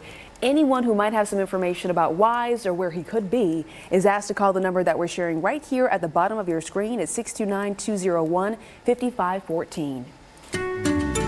And here we are at 5:40, taking a look at your forecast, and thunderstorms have made their way out of Middle Tennessee. We're officially done with any additional thunder or lightning for the morning. A few light rain showers out there and colder air moving in. Current temperatures are the warmest they're going to be as far as the morning is concerned for the next 10 days. We'll have 2 days in the forecast that don't even get this warm in the afternoon. That's the kind of cool down we have ahead of us here. Taking a look at the big picture, all the blues back here to the north and the west are temperatures that are in the 40s. That's what we'll be for the weekend. When you're waking up tomorrow morning and also waking up on your Sunday morning, we're going to be in the 40s for sure. So hop on the bus. What does this mean for the school day forecast? This morning, first bell, fairly overcast, some wet pavement, maybe even a brief shower or two will be out there for the next hour or two. Keep that in mind. After school, right up near 70 degrees. We're drying out. Not much to worry about when it comes to after school sports today. Much easier to get through for many of us than yesterday. We're going to look at that coming up with the next check of forecast. Steer clear traffic out there for you. Let's take a look at I-24. This is at the Harding Place exit out there in the Antioch area. Right now, we're doing fine. There was a disabled vehicle over there in that location. It looks like they've been able to move on from that. So we're doing much, much better there. Overall drive times also all in the green here from Mount Juliet to Murfreesboro to Hendersonville. So we're doing good in that location. Here's I-40 at Donaldson Pike right at the exit for the airport. Also looking fine. Watch out for some of the potholes. They're still out there as we continue to dry out from some overnight rain. Just ahead, a preschool teacher arrested yesterday in Bellevue. The charges that she is facing. I've got a bathroom that maybe you haven't seen for a while, maybe since the 70s. I'm Jeff Locke with a I'm Guarantee. Relax. Budget breaks. Breaks starting at just $100. Relaxing. In Operation Crime and Justice, a preschool teacher arrested yesterday on charges of bringing 2 guns into a school and then threatening mass violence. We have a photo of this worker here. Police say 29-year-old Shenica Coward threatened 2 co-workers at the Academy of McCrory Lane Preschool. This is in Bellevue. Officers say they found a gun in her purse and another one in her car. All right, golfers, this story is for you. Fox 17 News is working to learn more about an exclusive 18-hole golf course. It's set to open in Nashville this year, and it's from a pop star, Justin Timberlake. Yeah, he's got his name attached to this. The former NSYNC lead singer and avid golfer collabing with 8 a.m. Golf to create something they're going to call Bounty Club. It will be a private golf club, 363 acres. It's in Whites Creek. It's actually, I was looking at the renderings and some of the property records. It's not far from the Fontenelle Mansion. Oh, yeah. Yeah, it's set to be in that part of Whites Creek, approximately 15 minutes or so north of downtown Nashville. So the site that put out the news release for this new golf course says they'll have beautiful views of the skyline from 4 different elevated vantage points. And I drive through Whites Creek a lot. home, school, back and forth, north of Nashville. And I can tell you there is some beautiful rolling countryside through there that would make for a very scenic golf course. Well, I'm sure the golfers are excited, my husband included. Yeah. Well, happening now, talking about development as Nashville expands, new developers are moving into town, and they're now hoping to redevelop existing spaces into hotel space. I mean, it seems like a new hotel pops up every couple of weeks. Our Fox 17 photojournalist Kevin Mumphrey is live downtown this morning. One of the hotels that we're talking about this morning is being built on West End Avenue. They're calling it the Sinclair. They'll have 27 stories worth of hotel rooms, 375 rooms. Metro so far, though, has not announced when it's set to open. And listen, we understand Nashville's tourist spot and businesses, it's a big draw for visitors, and they got to have places to stay. So there are multiple hotel proposals in the works right now, and we're trying to just go to different areas, show you where you're going to see some development over the coming months, and keep a close track on that. 5:47 right now. The rain has moved out, so those crews will be back at it this morning. Although wet conditions across the mid-state. Has the rain wrapped up altogether, Greg? The rain itself, no, but thunderstorms basically are done. So there'll be a few little pockets of rain here, light rain, but it's not going to last long either. We're done with all the main push of everything overnight that took us into this morning. What to wear? That's the big question. We always ask it every day. We always answer it for you. The last several days, last 6 really, have been in the 80s. So it's all been summer wear. But now with the damp gloominess of the cloud cover, cool temperatures in the 60s, maybe 70 if we're lucky. Might want to go back to the pants and long sleeves for a couple of days here, especially for the weekend. And an umbrella just in case for the morning, going to be a good idea because, again, we're not completely done with the rain, but just the heavier, consistent, steady rainfall. That has taken a hike and is now down to the south. So out the door here early on this Friday morning, stuck. Temperatures are going to be in the mid to upper 60s almost the entire day. So keep that in mind. What does this mean for the airport, though? When we have watch outs for, code red weather, and we have severe thunderstorm watches just to the north of us, showers and storms moving in. What could that mean for delays? We'll take a look after we go through the entire day at BNA. 63 degrees at 9 a.m., 64 if you're catching a flight at noon, and 70 degrees at 3 p.m. Here we are, only 6 delays so far this morning. Our weather this afternoon going to get from cloudy into a more sunny pattern for a couple of days here. Not much to worry about. So any after-school sports could be some wet bleachers, definitely some grass stains on the uniforms here from the wet grass we'll have too. But temperatures looking pretty good. Though we do get a little cool. If you're heading out there, grab a jacket. 60 degrees by 9 p.m. Steer clear traffic, a couple of things to show you this morning. Let's get you to I-65. This is going to be I-65, not I-40, excuse me. I-65 at Trinity Lane, just north of downtown. Things are a little bit slow as you make that drive down there from the north side of town. Already there, seeing some slowdowns. Normally we have to wait until around the 6 o'clock hour to see something like this, but it's happening right now. So you can try to use Ellington Parkway or Dickerson Pike as the best ways to steer clear. All right, Justin, thank you very much. At 5:49 right now, home sales in March post their biggest drop in a year and a half. Fox business correspondent Jeff Flock showing you the numbers. I'm inside what can be lovingly described as a fixer-upper. Yeah, it's got the old paneling on the walls, the ceiling tiles that maybe we all haven't seen in a while, that drop ceiling. And yeah, on the floor, that would be shag carpet from the 70s. But it's the perfect kind of home for a first-time home buyer. Why? Because it's 5 bedrooms, 2 baths, and $225,000 in an up-and-coming neighborhood in Philadelphia. But these kinds of sales haven't been happening for first-time home buyers. Take a look at these numbers. The latest on existing home sales from the National Association of Realtors, down 4% month over month and a similar amount year over year. Why is that?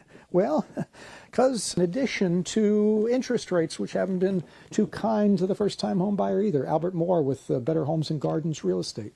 Yes, with the property taxes going up and the property home insurance going up, along with the rising interest rate, is many buyers sitting on the sideline trying to wait to purchase a property. Yeah. Take a look at the numbers. We have them on property tax increases. Last year, the biggest gain since 2018. Highest states, well, neighboring New Jersey, almost $10,000 on average for property tax each year. Connecticut, New York, and Massachusetts also. Cheapest property taxes, by the way, head to West Virginia, less than $1,000 a year there, and also other states in the South. Home insurance has been jumping too, as Albert pointed out, up 26% in the last few years. Florida, Louisiana and Mississippi and Oklahoma, states where you get tornadoes and hurricanes. But those are so important, those figures, because that figures into your monthly payment, right? Absolutely. Everything goes into your monthly payment, and as the home prices go up, the property taxes will continue to rise right along with it. Yeah. Tough for that first-time home buyer. Yeah, a lot of vintage stuff here, but you know, I'll leave you with a picture maybe you don't typically see anymore. That is a vintage bathroom from the 1970s, just waiting for somebody to come in and maybe freshen it up a little bit. I'm Jeff Locke with the Fox Business Network in Philadelphia. Well, there's a lot we could say there. I think we're just going to have to leave it alone. What will $225,000 buy you in Nashville? Nothing. We could do a side-by-side comparison, couldn't we? Hey, thanks for waking up with us here on Fox 17 News this morning. A live look from... Save with DriveWise and get a rate based on you. Call or visit allstate.com for a quote today. You're in good hands with Allstate. Hey, welcome back. 5:55 is the time, and right now we're taking a live look of Metro Center. Yeah, you can see there's a little bit of slick spots out there. Some showers overnight for folks, depending on where you live. Some of those storms were intense for folks who had some tree debris. We're taking a closer look at some of the damage left behind in a couple of minutes. But also, your full forecast is going to include some chillier temperatures. I think Greg was talking about temperatures, what, in the 70s? 50s, I believe. We're going to get down to the 50s. Oh. So stand by for that in just a couple of minutes. Right now, though, we're learning more this morning after cities in several states suddenly lost 911 service late Wednesday night. This was a huge concern, and of course, fears of, you know, some kind of cyber attack being at the root of this. Let's dive in. We have leaders from South Dakota, Texas, Nebraska, and Nevada who all confirmed hours-long 911 outages in many of their cities. This was Wednesday night into Thursday. We now know, at least according to the officials there, that fiber was cut during the installation of a light pole by the networking company Lumen. Now, although a potential cause was identified in one case, again, linking the 911 outage to Lumen, widespread outages like this across infrastructure, across states, healthcare, business systems, under increasing scrutiny right now by federal agencies and, of course, national security experts. Let's listen. Command and control of critical systems has been under attack by hostile foreign powers. As for the multi-state 911 outage, only 3 of the 4 states impacted are serviced by Lumen. Now, authorities over in different parts of Texas say the disruption was related to the mobile provider in their area. Right, but what happened with the mobile provider? You know, so we have yet to get to the bottom of what caused all of this, but we'll be looking for answers. Hey, listen to this. You know, sometimes we just got real head scratchers here on the morning show. 2 vultures go to rehab. This is not the beginning of a bad joke, I promise. 2 vultures go to rehab after they got drunk off of eating fermented food. Happy Friday? Yeah, the birds were found trying to fly under the influence in Watertown, Connecticut. Experts with the Wildlife Rehabilitation Center, it's called a place called Hope, say the birds were in and out of consciousness, seriously, and they were quite feisty. Fermented and feisty. After running a series of tests, they determined that these 2 dumpster diving vultures were, in fact, drunk. The drunk birds nursed back to health with rest, fluids, and a big breakfast. Well, like we said. They came back to me and I was like, oh, sorry, what? All right. Real head scratcher here this morning. Also, that description that we gave of the vultures might match some people you know. Oh my gosh. If they've had a few too many. Anyhow, fermented food. Who knew? Fermented food. Okay, 5:58 is the time right now. Greg's going to follow that up with a look at your forecast. That we are taking a look one right here of a 72-degree high. This is going to be cooler. We were just talking a few moments ago about 70s, 60s, and 50s for highs. Those are all going to be there for this weekend. We're done. We're waving goodbye to the 80s. We're not going to be there again for quite some time. We had 6 in a row. Rain ending as we speak, and then we have a cooling trend that really does begin. Sun sets today at 7:24. But as the sun is setting, one of the more carefree evenings we've had in quite some time, and with the cooler temperature here on a Friday evening, could be a good evening for a bonfire. 66 degrees at 6 p.m. We'll have a temperature of 62 at 8 o'clock, and you might even want to have a decent jacket on around the fire around 10 p.m. at 59. All of those hours going to be dry and fairly cloudy. Not a whole lot of sunshine for today. You can track the current temperatures and all those hour-by-hour fluctuations we're going to have between nighttime temperatures in the 60s waking up this morning and nighttime temperatures in the 30s as you wake up on Monday morning.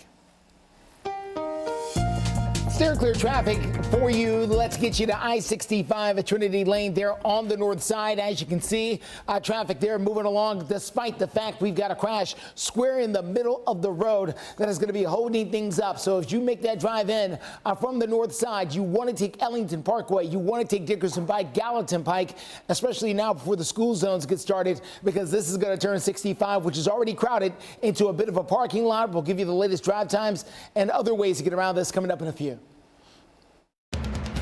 You're watching Fox 17 News This Morning, your Code Red station. We're waking up here with no code red weather, showers and storms exiting as we speak. A brand new weather pattern takes over for the weekend. How much cooler, if not colder, we're going to be?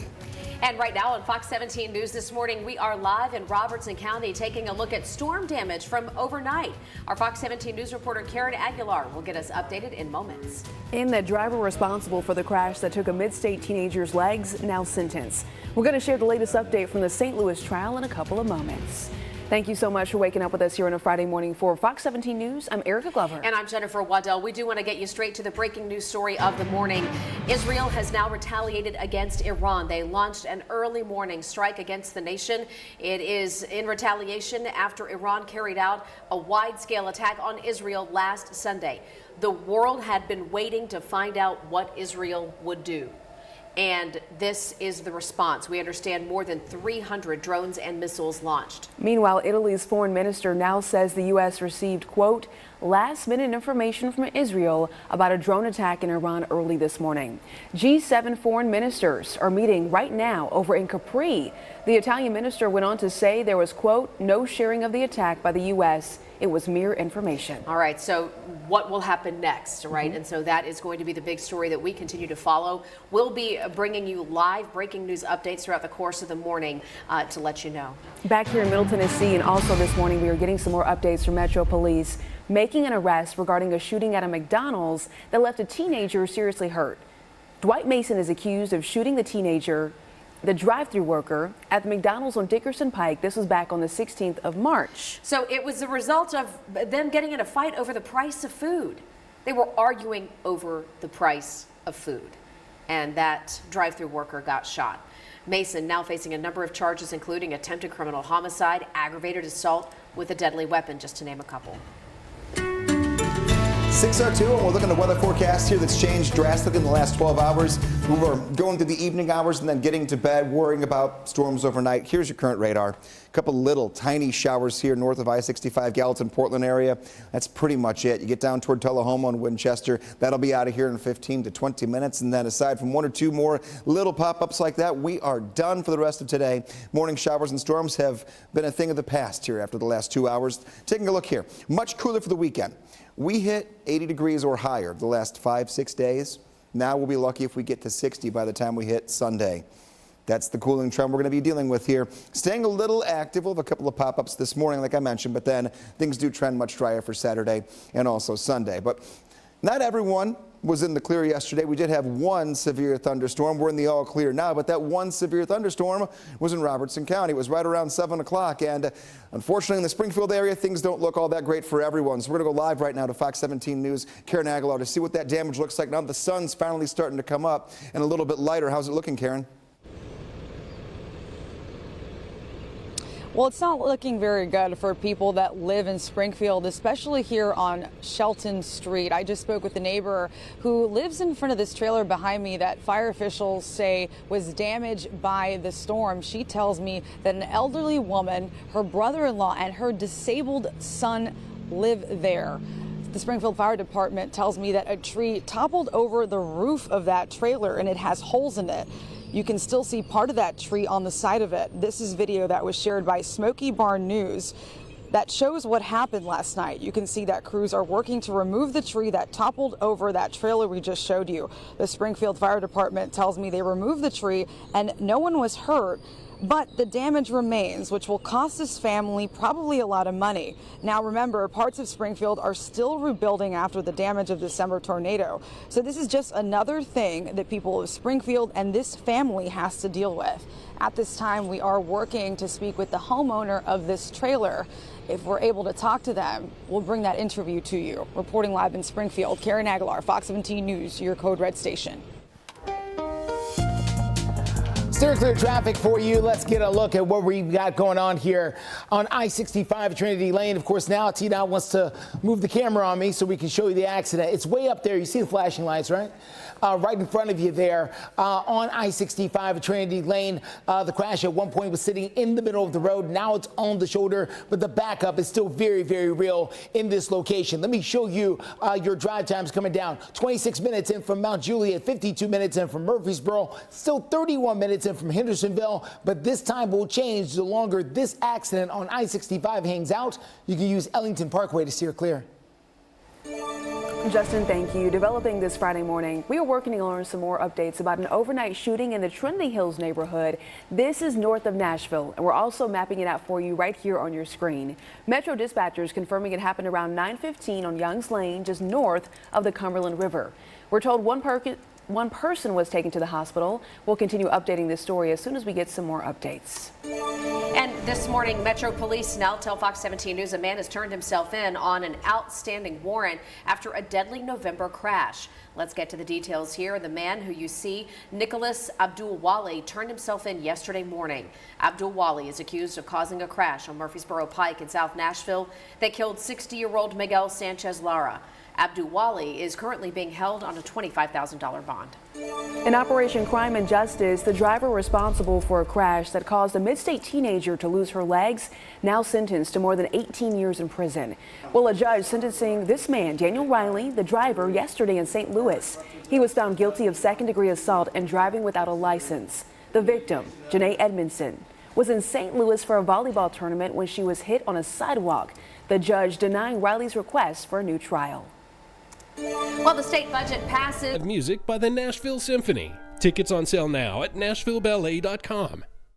This Fox 17 This Morning newscast is sponsored by Zander Insurance.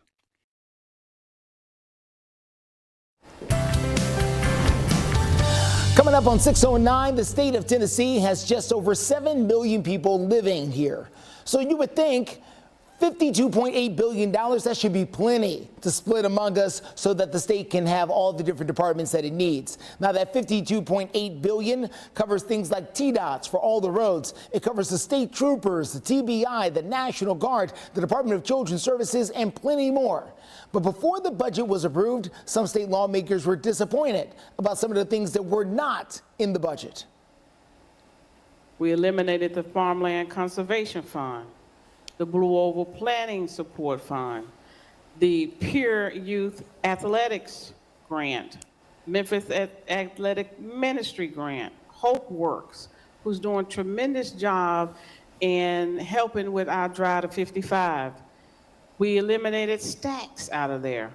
We eliminated, the funding for doulas. We had to make some hard decisions because we had $10 billion less to work with. We determined that it would be better. We thought it more prudent to fund programs that had a proven track record.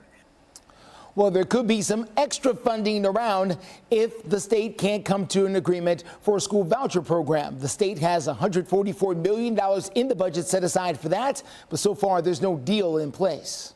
Well, the Stanley Cup playoffs are right around the corner for the Nashville Predators. They will be taking on the Vancouver Canucks. That series will start on Sunday. The Preds will be on the road for the first 2 games in that series, then return back to Nashville for games 3 and 4. Now, exactly when those games will be, we don't know yet. We're still waiting on the NHL to let us know. We do know it probably won't be Thursday night. That's because Tim McGraw will be there at Bridgestone Arena. So the Preds will have to fit it in on another night other than that. The Predators did take on Vancouver earlier in the year. We'll tell you about that in a second. First, we got to tell you the Preds did have 5 days off by the time they take on the Canucks on Sunday. The vets say the time off is very important. Once it starts, it's especially too if we're going to Vancouver, it's gonna be a lot of traveling, a lot of roads. So I think it's a great opportunity, especially for the older guys to kind of have this time at home and heal up and kind of get that jump back, because it's we know the toll of playoffs. It's you need every possible ounce of energy, and it's gonna be fun. Well, the Predators did take on the Canucks 3 times during the season, but they lost all 3 times. The 2 teams have not played since December. And your forecast drastically changing in toward the weekend. No code red weather, even a little sunshine. We'll try to peek through these clouds throughout the day. Rain exiting, cooler air moving in. How cold will be in your forecast. Plus, clear traffic takes us to I-65 at Trinity Lane. A crash on the shoulder slowing things up. We'll tell you the best ways to steer clear. Plus, after several hours of wrangling, the House and the Senate did pass a $52.8 billion budget. Just told you. Breathe.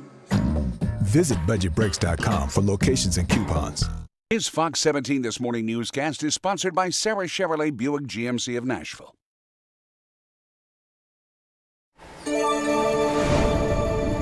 Just about 6:14, and today is the 4th day of jury selection for former President Donald Trump's hush money trial. At the start of yesterday, 7 jurors were sworn in, but 2 were excused. Eventually, those 7 more jurors were selected, and today is now going to focus on finding alternates. Trump is accused of falsifying business records to hide a hush money payment made to an adult film star, Stormy Daniels, ahead of the 2016 presidential election. Daniels was allegedly paid to keep quiet about an affair, which Trump denies.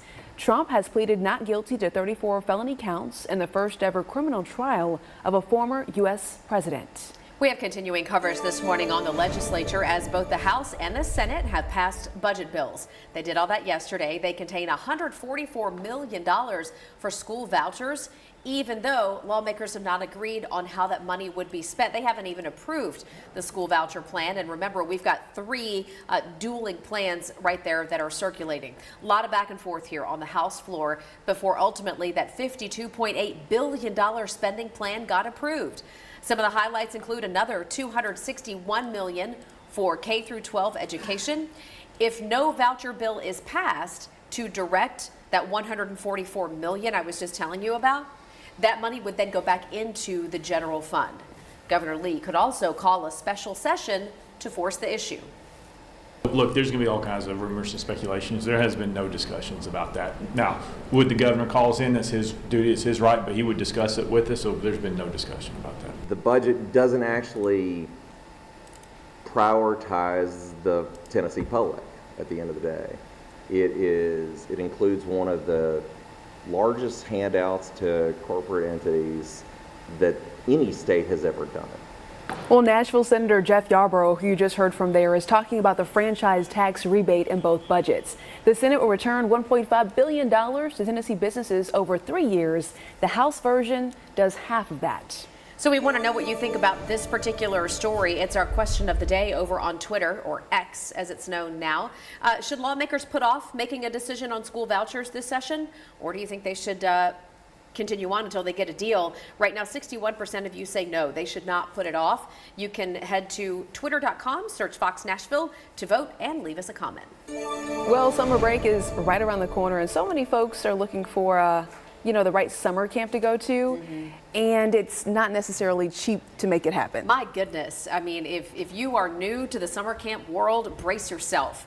The average cost, according to NerdWallet, is $500 a week.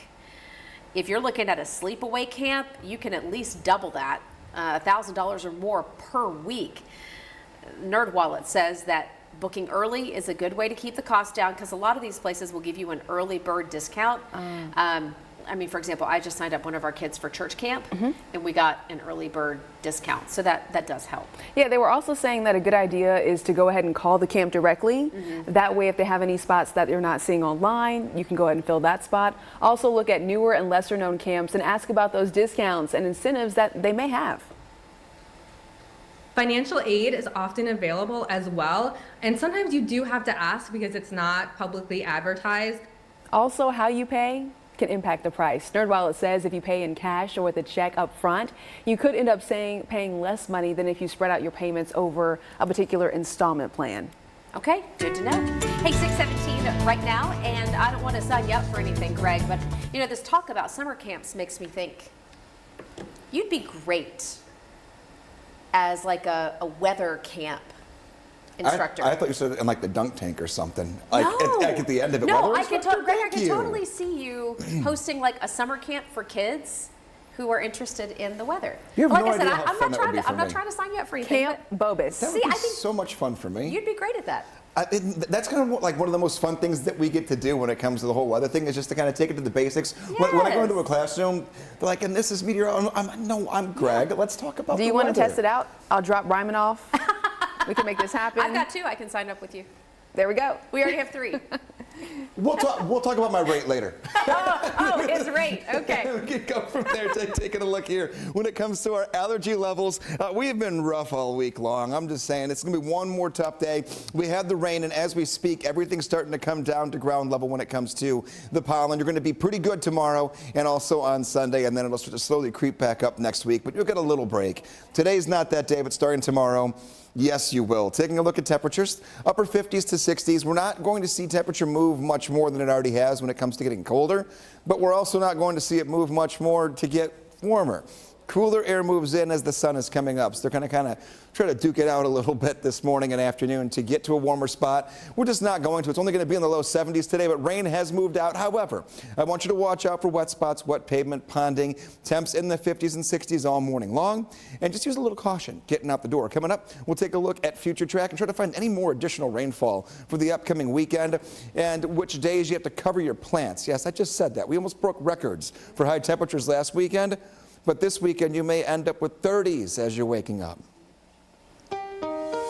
Steer clear traffic. Let's get to I-65 at Trinity Lane there on the north side. We've been following a crash in that area for the last few moments, and it has definitely slowed things up as you make that drive down from the north side. So heads up, and Goodlettsville and Hendersonville and Madison, anywhere has to use 65 to come past Trinity Lane. This crash slowing things up there on that north side. Here's the look coming in from the Antioch area. This is going to be I-24 at Hickory Hollow Parkway, also extremely slow, even though the drive time hasn't quite creeped up over an hour as of yet. We've got to look at the latest drive times coming up here in the next few minutes.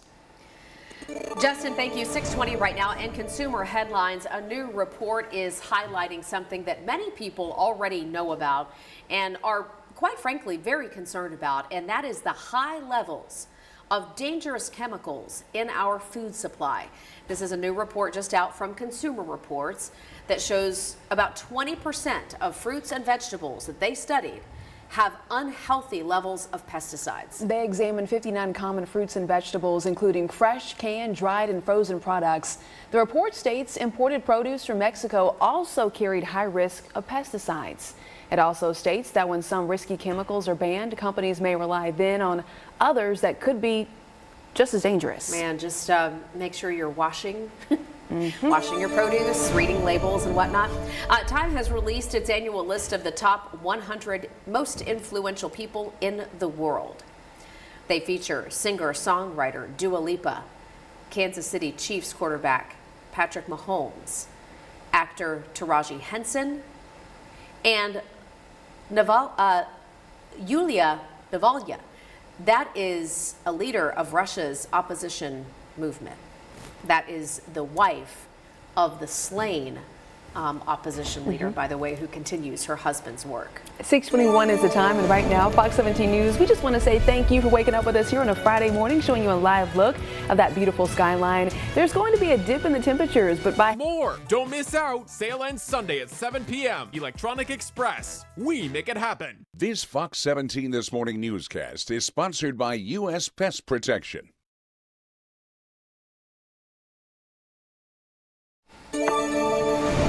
A consumer alert this morning. Trader Joe's is recalling its basil. This is because of the potential for salmonella contamination here. Certainly very, very, very, very dangerous. The basil was sold in 29 states, including us here in Tennessee. And now the grocery chain is asking customers to throw any of it away. It's got the 2.5 ounce packages of the basil. You know what I'm talking about. The infinite herb organic basil, purchased between February the 1st and April the 6th. All right, so the CDC says 12 people across 7 states have already gotten sick with this particular strain of salmonella that's in the basil. And here's a look at it on your screen so you can get a visual, see if you have this at your house. Trader Joe's says that customers can return the basil for a full refund, or, yep, you can throw it away. 6:25 right now, and for those of you who might have activities with the kids after school today, perhaps after school sports, we've got soccer, track, baseball, softball. Let's see how things are shaping up. We're going to move you through the afternoon. 5 o'clock, cloudy and 68. Looks to be about the same, holding steady through 9 o'clock when the temperature drops to about 60 degrees. So much cooler this afternoon than what we saw yesterday and even the day before. But it does look like our chance for rain will have moved on. We'll join Greg in just a few more minutes to get a more detailed look at your forecast. Steer clear traffic for you at 625. Quick look north of town. This is going to be I-65 at Trinity Lane. As you can see, they're trying to tow those cars out of the way. Tow truck pulling one car away. Still a couple of more left, but pretty soon this scene will be all gone. So that is certainly great news coming down from the north side. In the meantime, you can still use Ellington Parkway and Dickerson Pike as the best ways to steer clear of this particular crash. Making headlines this morning, independent presidential candidate Robert F. Kennedy Jr. has qualified for the ballot in the battleground state of Michigan. Now, this is interesting because in case you missed it yesterday, his entire family went on the record, on camera, supporting Joe Biden. Yes. And a lot of political pundits said, man, that was quite the move. So according to the Michigan Secretary of State's office, RFK Jr. and his running mate, Nicole Shanahan, nominated by the Natural Law Party. Okay. Yeah, Michigan is the second state where he has now secured a spot on the ballot. He qualified in Utah earlier this year. Let's talk about some sports news from the National Hockey League as they are seeing a franchise shakeup. Yeah. That is why we're talking about Salt Lake City. They are now getting a team, at least sort of. Yeah. The Arizona Coyotes are now leaving Arizona after being there for well over 20 years. I watched a hockey game in that arena. Yeah, in Mullet Glendale. Arena there. Yeah. The NHL's Board of Governors has now approved the Salt Lake City franchise to begin play in 2024-2025 with the Coyotes transferring all of its hockey assets, its players, its front office, and a lot more all to Utah. Now, the Coyotes are considered inactive right now. They have the right to reactivate the team if they can secure a new one with a state-of-the-art playing facility within the next 5 years. Interesting, because, you know, when that place was built, it's right next to the stadium where the NFL team, the Arizona Cardinals, plays. It's part of a huge complex out in Glendale. Yeah. And it was state-of-the-art when they built it. Well, and now Arizona State plays there, their college hockey team. That's not big enough. It's 4,000 seats. I'm just saying. Not that long ago, it was a great place to go watch some hockey. All right. All right.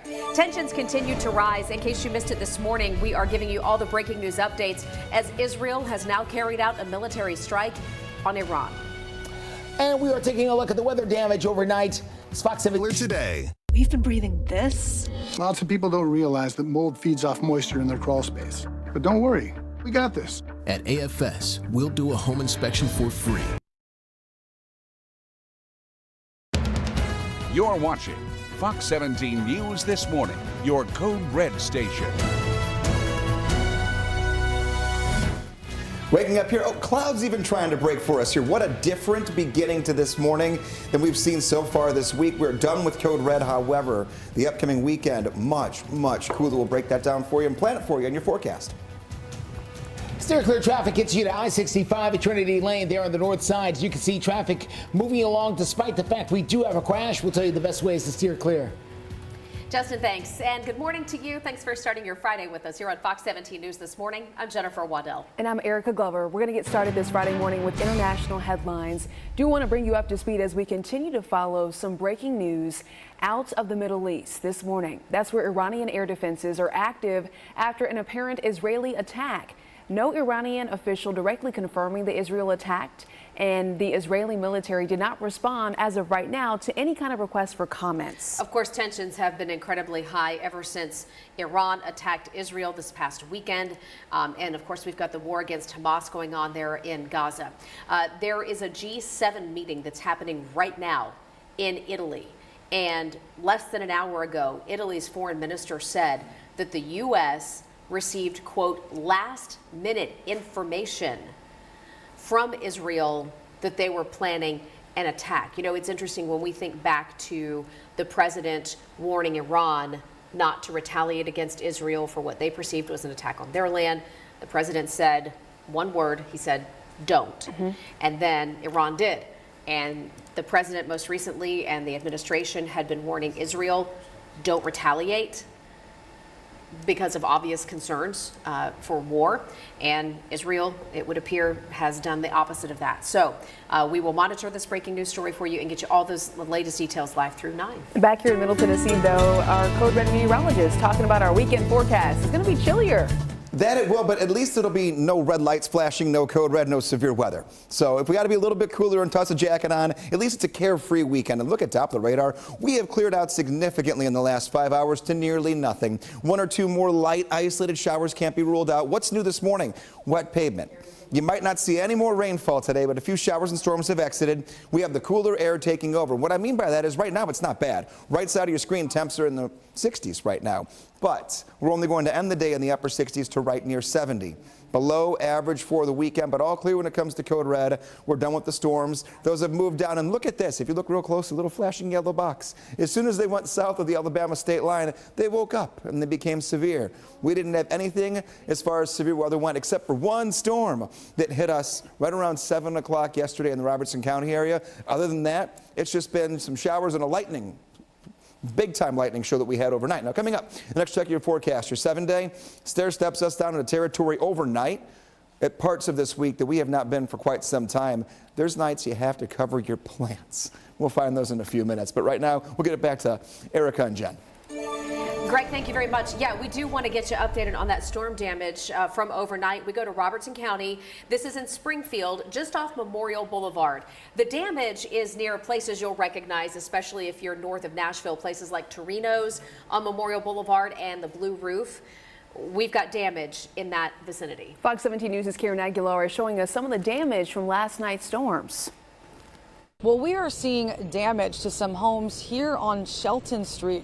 Fire officials tell me the roof of this trailer now has holes in it after a tree toppled over it from the sheer strength of the wind gusts. You can still see part of that tree on the side of it. A neighbor tells me an elderly woman lives there with her brother-in-law and her disabled son. Fire officials say no one was hurt, but the damage remains, and it's just unfortunate that it has to happen to this family. This is video that was shared by Smoky Barn News showing what happened last night. You can see that crews are working to remove the tree that toppled over the trailer we just showed you. The Springfield Fire Department tells me they managed to remove the tree, but the damage remains, which will probably cost this family a lot of money to fix. Now, remember, parts of Springfield are still rebuilding after the damage of the December tornado. So this is just another thing that people of Springfield have to deal with. The Springfield Fire Department tells me that they don't have a set time when crews are going to come back out here to clean up some of the debris that we've seen on this street and other parts of Springfield. Reporting in Springfield, Karen Aguilar, Fox 17 News, your Code Red station. All right, steer clear traffic. Let's get a look here at I-65 at Trinity Lane. There on the north side of town, you can see traffic is moving despite the fact we've got a crash there on the shoulder of the road. Metro Police are there, so is a tow truck. They're all there to get that crash out of the way. This was much bigger a few moments ago. Thankfully, they've been able to clear more and more of it out of here as of the last little bit. So let's show you the drive times because that's what you're here to see. 57 minutes coming down from Clarksville. Still a good time. We're still under an hour coming in from Murfreesboro. That's great time. 55 minutes from Franklin. Kentucky, to be clear, coming down through Robertson County into Metro Nashville. We'll continue to watch the roads for you. We also have a breaking news update this Friday morning as we get some more information about a shooting and reported carjacking at a mid-state McDonald's. It happened Wednesday night. All right, don't want to confuse this with the other story about a shooting at a separate McDonald's, okay? This is the one that we brought you as breaking news yesterday morning. Metro Police telling Fox 17 News it happened at the McDonald's on Nolensville Pike near I-440. Yeah, police now say the suspect shot a man sitting in the drive-thru lane before stealing another woman's car. Now take a look here. We're told the man who was shot is expected to be okay, but now they're asking you to be on the lookout for the stolen car. That's the photo that you're seeing in your top left-hand corner. It's a blue Nissan Cube with license plate BDD 9667. So if you look at this and maybe you have some information, you may know where this car is or the driver, you're asked to call police. We're sharing that number right here at the bottom of your screen. And also you can go to fox17.com for more information. We have big news from the music world this morning. The guitarist and co-founder of the Allman Brothers Band has passed away. How he's being honored this morning. And Justin Timberlake is investing in an exclusive Hurry into Ford of Columbia today. We don't need another car dealer. We need a better one. Injured, hire the largest injury firm in the world. Morgan & Morgan, for the people. 6:40 is the time here on this Friday morning, making headlines from the music world. Guitar legend Dickie Betts, the co-founder of the Allman Brothers Band, has now died. Man, they made some good music. According to his longtime manager, the Rock and Roll Hall of Famer passed away at his home in Florida following a battle with cancer and COPD. Betts and Wayne Allman both played lead guitar in the original Allman Brothers Band, helping to give that group its distinctive Southern rock sound. Betts wrote and sang the chart-topping single Ramblin' Man in 1973. Dickie Betts, 80 years old. Making headlines this morning, we are learning a little bit more about the exclusive 18-hole golf course set to open up in the Whites Creek community, perhaps coming up a little bit later this year, and it's all coming to us courtesy of pop star Justin Timberlake. I'm still trying to figure out how they're going to get this thing pulled together and open that quickly, but nonetheless, the former NSYNC lead singer and avid golfer is collaborating with a company called 8 a.m. Golf to create what they're calling Bounty Club. It will be a private club on about 363 acres. Okay. According to the Bounty Club's website, the course is set in a secluded location about 15 minutes from downtown. We've learned it's near the Whites Creek community. The site also says it will offer stunning and unobstructed views of Nashville's iconic skyline from 4 elevated vantage points. Now, it's still unclear exactly where the secluded location will be. All right, so I looked at it on the map. Yeah. All right, so records indicate it's going to be near Green and King. I'm sorry, Knights. So Knights and Green, which is just south of these are streets. Fontenelle Mansion. Yeah, Kings Lane, Knights Lane, in that particular area just, north of town. You know where Fontenelle is? Yes. Barbara Mandrell's big, resort Absolutely. and whatnot, Yes. just south of that. But I can't wait to see what they're going to do. They are working on it now. Yeah, they are. Let's get to Greg. He's been working on the forecast. That we have, and also now we're not caught up. We can get back to one of the fun things of the morning and meet our dog of the day, Roxy. Roxy's like, why haven't I been showing yet? Why haven't I been showing yet? Here you go, Roxy. Sent in by the Fanning family. Good day for a dog walk. We'll have some wet paws, wet pavement, wet grass. That's going to be out there for us the rest of this morning. So dog walking forecast. Going to keep us a little on the cooler side all day long compared to what the rest of the week has given to us so far. 60s across the board. Mainly dry. An isolated sprinkle this morning can't be ruled out. But you can always go to my Facebook page, meteorologist Greg Bobus, and post your dog of the day photos right there. Every non-code red weather day, you'll see one right here. You'll also get your curious question. It's a fun one. Why don't we know who invented the fire hydrant? Was the patent for the fire hydrant soaked in water? Did a dog eat the patent for the fire hydrant? Was the patent never filed? Or did the U.S. Patent Office burn down? Well, the answer coming up for you in the next check of your Code Red forecast. The old dog ate my fire hydrant trick. What in the world? Well, at least he ate the patent trick. Let's take a look at your steer clear traffic. I-24 Hickory Hollow Parkway. This is coming through the Antioch area. Things are moving along despite a little congestion. We're going to give you the best ways to steer clear coming up in a few. 6:43 right now. TSU is in the spotlight as they get closer to becoming the first HBCU to introduce ice hockey. 17 News.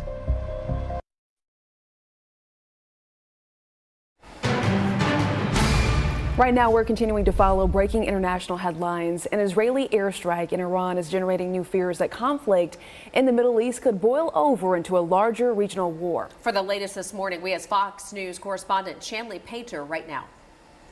A U.S. government source telling Fox News Israel launched an early Friday morning strike against Iran. Retaliation after Iran carried out a wide-scale attack on Israel last Sunday, firing off more than 300 drones and missiles. Iran carrying out the barrage after it said a deadly Israeli airstrike earlier this month killed top military officials at its consulate in Syria. This as the country's president warned Israel any response would be met with force. U.S. government sources say Friday's Israeli strike did not use manned aircraft. The U.S. says it had no involvement, but Israeli officials notified the U.S. beforehand. Israel conducted a limited strike on the Iranian province of Isfahan, which is home to a major Iranian military airbase and contains facilities associated with the country's nuclear program. It seems as if it was somewhat of a tit for tat. Iran state media is reporting the country's air defense systems were activated, but say Isfahan nuclear sites are safe and not harmed. With Israel flexing its muscle a little bit, perhaps we can get Iran to back down a little bit. Prior to the strike, U.S. officials recommended Israel practice restraint. Israeli Prime Minister Benjamin Netanyahu said they would be the ones to decide when and how to respond. The White House not yet commenting on the strike, but the U.S. Embassy in Jerusalem issued a security alert telling American government employees and their families to restrict travel outside certain areas in Israel out of an abundance of caution. I'm Shanley Painter, Fox News. In national news now, the Biden administration is expanding Title IX protections for LGBTQ and pregnant students. This is a new rule from the Biden administration that now requires schools to protect students from all sex discrimination, including things like young ladies who have had children or who have terminated or are recovering from a pregnancy. It also prohibits things like discrimination based on sexual orientation and federally funded education programs. Now, notably left out here of this was any mention of transgender athletes in our school programs. The new rules, though, do take effect August 1st. In Operation Crime and Justice, a preschool teacher arrested yesterday on charges of bringing 2 guns into a school and also threatening mass violence. Very scary here. Yeah, this is a teacher at the preschool. This is Shenika Cowart, who police say threatened 2 co-workers at the Academy of McCrory Lane Preschool in Bellevue. Officers say they found a gun in her purse and another in her car. We're also following wicked weather. Thousands are without power this morning after severe storms swept through parts of Jefferson County. This is over in Missouri. So in this video, you can see down power lines, fallen trees left behind after the storm system made its way throughout the state. We also saw the tail end of that system moving through certain parts of Middle Tennessee, but thankfully the damage in different parts was minor. We're going to check in now with our Code Red meteorologist because, yeah, the good news is we are no longer in that Code Red weather alert. No, we are not. So it's curious question time. We can finally get back to the basics here when it comes to business as usual. So this is the question I asked you. Why don't we know who invented the fire hydrant? Has to do with the patent of the fire hydrant. Was the patent soaked in water? Did a dog eat the patent? Was a patent never filed at all? Or did the U.S. Patent Office burn down? Greg, it's got to be A or D, just because of the irony. I do work in irony. So I'm thinking either A or D. I'm going to go with D. And the answer is D. The U.S. Patent Office burned down, the one that had the patent for the fire hydrant. The irony here. The irony there, you just can't excuse something like that. Taking a look here at the forecast, maybe you got a flight here this morning, maybe you're leaving town, or people are coming into town here for a weekend. Flight cast at BNA, 62 degrees at 9 a.m., 64 at noon, 70 degrees at 3 p.m. Looking good here. Everything has moved out when it comes to thunderstorms. You may catch 1 or 2 brief light rain showers. That's it. Only a handful, just over a handful, 6, a handful and a finger, of flight delays here for you. We have 6 of them. We're in the 60s right now. We'll be in the upper 60s and low 70s later on this afternoon. I anticipate no real problems when it comes to Nashville weather slowing us down for flights. That could have been a way different case here if we would have had some severe weather overnight, but that never panned out. Barbecue alert. Now, a fairly cloudy day, but overall, and generally speaking, not bad. The breeze dies down a touch this evening. 67 degrees at 5 o'clock and also 6, and then down to 64 at 7.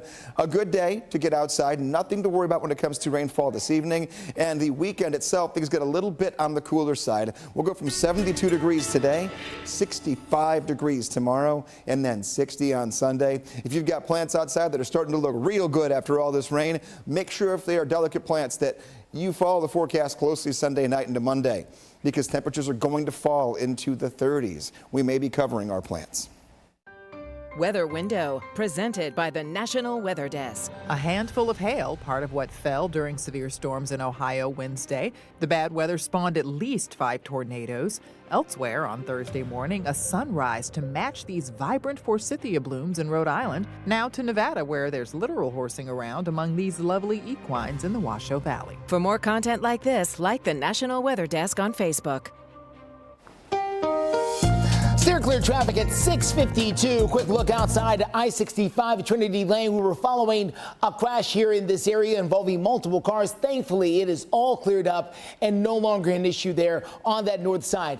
We are looking at I-24 Waldron Road. Clear, smooth sailing coming down from Rutherford County as well. Could not be asking for better traffic conditions for this time of the morning. We'll watch some other areas of town coming up in the next few. Justin, thank you. I can see the sun shining out there. Hey, in sports news, Tennessee State University naming their first head hockey coach, Dwante Abercrombie.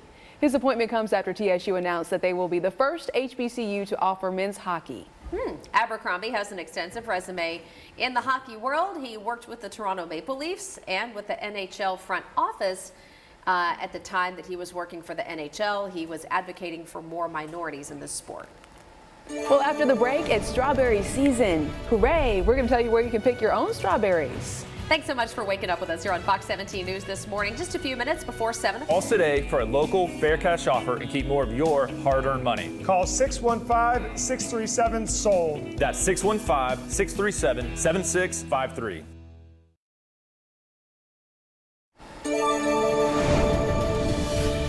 Good morning and happy Friday. 6:55 is the time, and right now we're showing you a live look at the beautiful sunrise.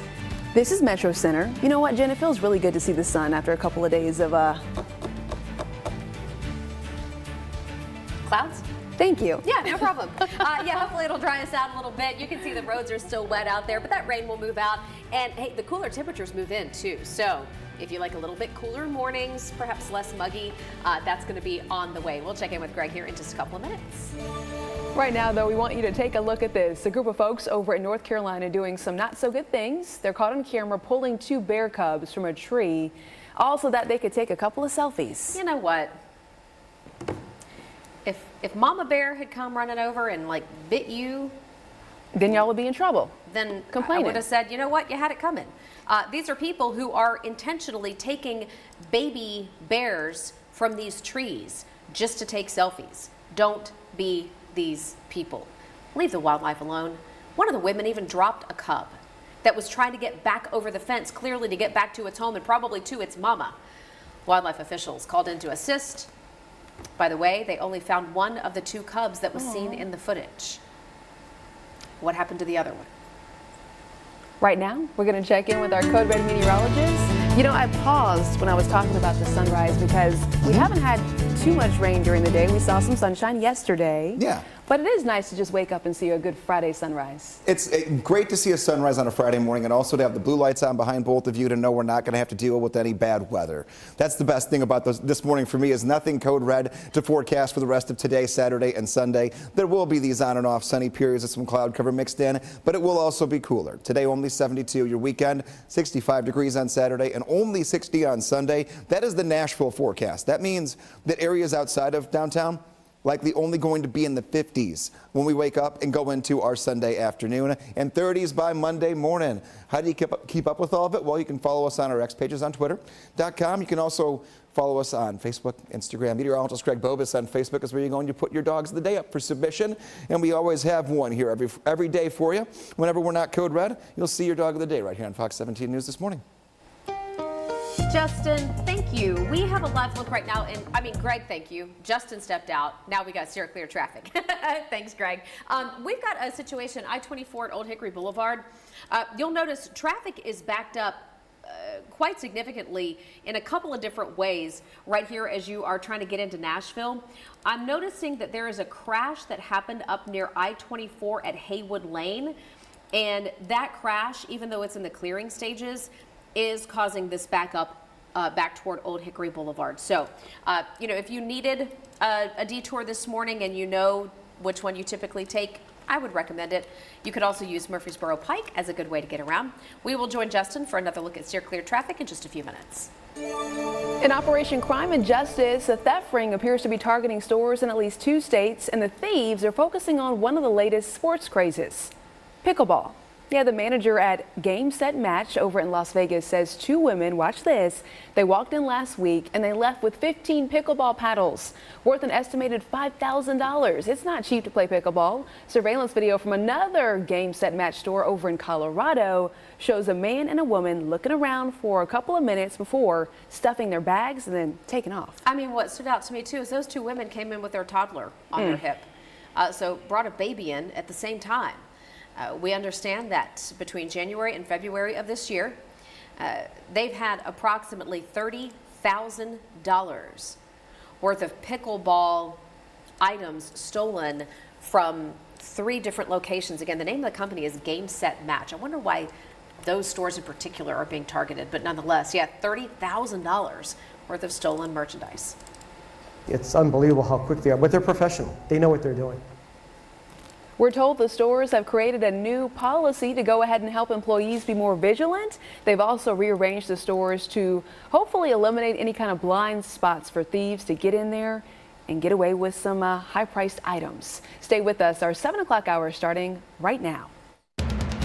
You're watching Fox 17 News This Morning, your Code Red station.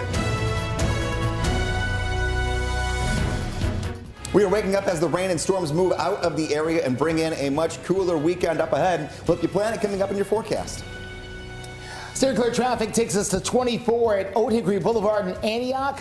Bit of a slowdown there at the exit. We're going to try to dig into that coming up in a few. I'm gonna let it shine. Well, another day of demonstrations at the Tennessee State Capitol building after state troopers put a woman in a police cruiser after tense moments in the House. We're going to have an update on what's driving all of the disruptions there. And we know that the State House and the Senate have now both passed budgets for Tennessee that includes $144 million for school choice for the voucher program. We'll take a look into why lawmakers, though, haven't passed any bills outlining how that voucher money would be spent, or even if they're going to approve the program altogether. We want to get started, though, by saying happy Friday. Thank you so much for waking up with us here on Fox 17 News. I'm Erica Glover. And I'm Jennifer Waddell. Glad to be your live local news source through 9 a.m. Let's get straight to our top stories this hour developing right now. We're working to learn more about an overnight shooting that happened in the Trinity Hills neighborhood of North Nashville. Metro Dispatch confirming it happened on Young's Lane, just north of the Cumberland River. We do know that one person has been taken to the hospital, but details are limited right now. So we'll continue to update you on the story as we learn more. Well, the good news is this Friday morning we are waking up in the clear. We are no longer in a code red weather alert. That's definitely how we want to kick off a weekend. Yeah, and no matter what else happens, don't worry about anything. Just plan for differences in temperatures, and that's pretty much it. We're good.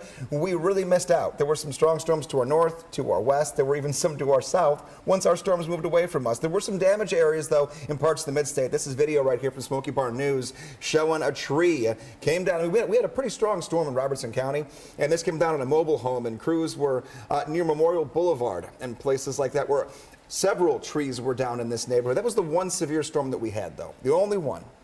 So as far as forecast goes, let's take a look at where we're at and where we came from. Right now, top of the radar, showing us nothing that is happening, but taking a look here, what did happen. Last 12 hours, one click of the button, we'll rewind it and you'll find that severe thunderstorm at the very beginning of this loop. We talked yesterday morning that if we had showers and storms that moved in right here, as we rewind this, that we would not have to worry as much about severe weather overnight. And we had the showers and storms here 7 o'clock through 9 o'clock, and that made everything die down in that exact area overnight when it came in. So only one warned storm. That's really good news to wake up to on a Friday. Taking a look, our weather story, morning showers and storms have come and they have gone. Now much cooler weekend ahead of us. A little active at times. There'll be a few light rain showers this morning when it comes to drizzly spots, but nothing well put together.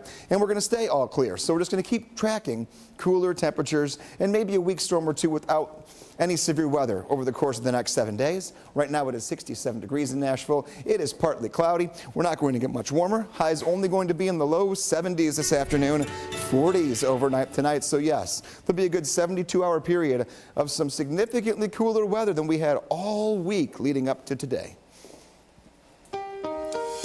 Steer clear traffic. Let's get out to I-40 at Dawson Pike. We've got a small, sort of a disabled vehicle over on the shoulder of the road, not causing that big of a deal as you make your way out and about. It came up on our list. We have a list of things over in the traffic center that come across, and they will list things like disabled vehicle. We see it right here, but not causing a big deal there at I-40 at Dawson Pike. What is a big deal is I-24 at Old Hickory Boulevard. Not going into town. This is typical, but getting off at this exit is showing to be a little bit slow here. We believe we may have a crash at the top of the exit there for I-24 OHB. Why is this significant? Well, because Cambridge High School is right over here, right off of this exit. So a lot of folks who are jumping off here may be trying to get over to that high school, and they're going to be having a hard time doing it there. No real way to steer clear. Once you get off at this exit, that's it. You can go down another couple of miles, turn around, come back, but it's really not worth it. Just give yourself an extra 5 to 10 minutes. Justin, thank you. 7:04, and this morning in Crisis in the Classroom, the State House and the Senate have both passed budgets that include $144 million for school vouchers. The issue here is that lawmakers haven't passed a bill outlining how voucher money would be spent or any one of the three dueling proposals that are on the table. This all comes after hours of back and forth on the House floor.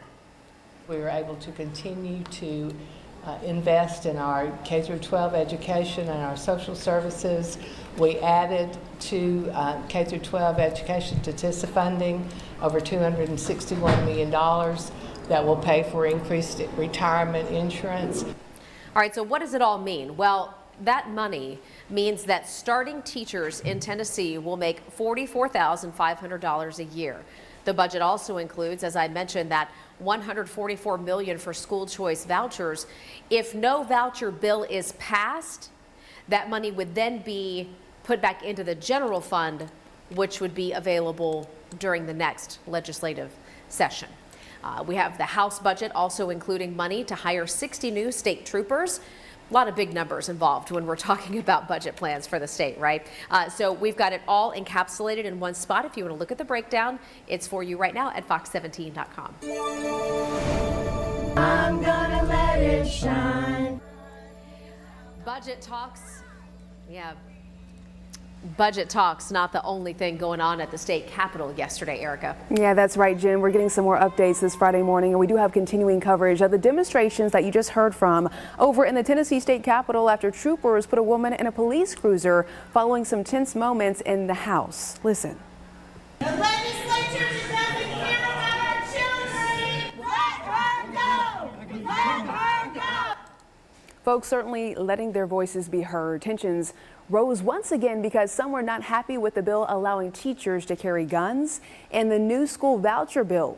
State troopers even asked one group to go ahead and leave the gallery. After a back and forth with officers, one woman was put under arrest.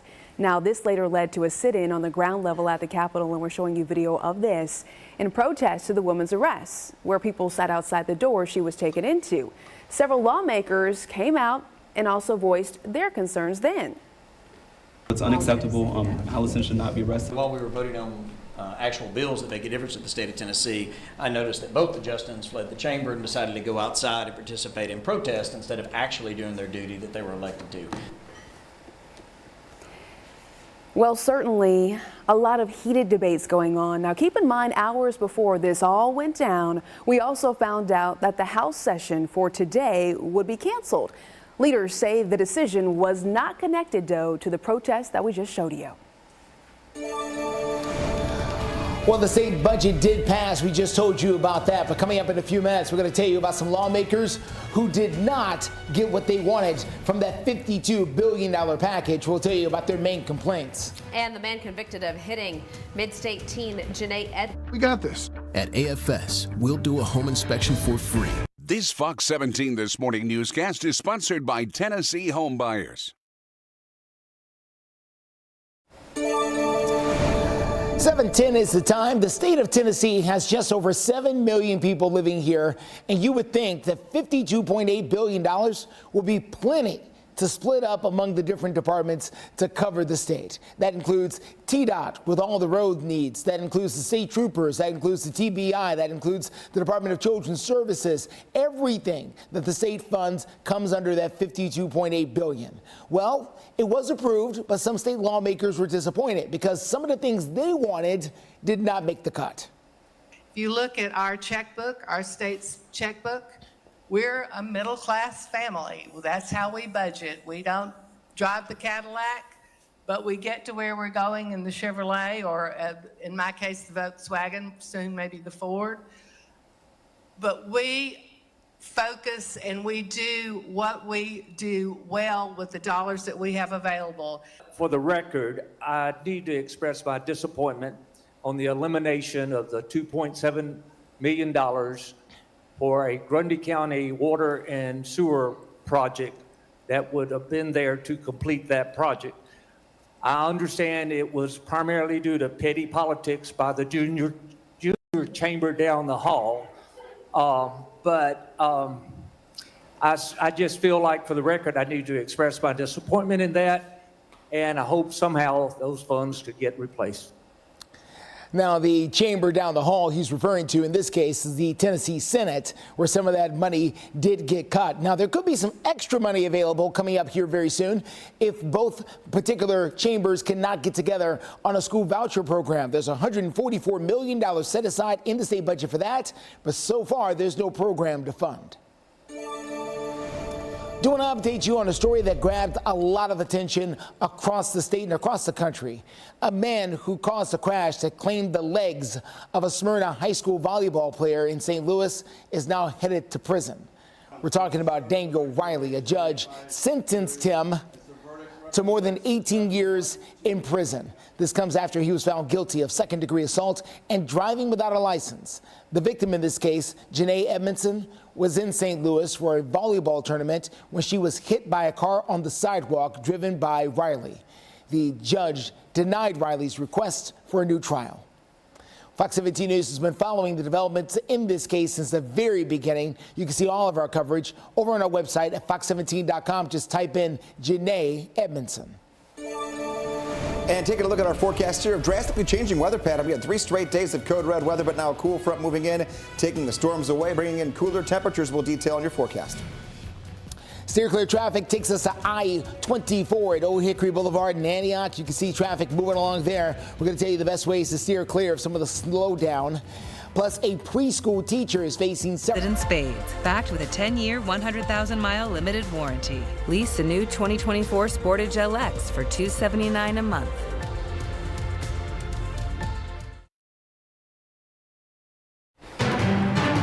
7:15 is the time, and right now Fox 17 News sharing a breaking news update. Metro Police making an arrest regarding a shooting at a McDonald's that left a teenager seriously hurt. Dwight Mason is accused of shooting a teenage drive-thru worker at the McDonald's located over on Dickerson Pike. This happened back on the 16th of March after an argument over the price of food. Mason, we understand, now faces a number of charges, including attempted criminal homicide and aggravated assault with a deadly weapon. And this hour, Fox 17 News is working to get more details after a teacher is arrested, a preschool teacher, on charges of bringing 2 guns into the school where she worked and threatening mass violence. Very alarming here. Police say that 29-year-old Shenika Coward, who you're showing here on your screen, threatened 2 co-workers at the academy. And I do want to make sure I scroll down. The Academy of McCrory Lane preschool that's over in Bellevue. It happened yesterday. Officers say they found a gun in her purse and another in her car.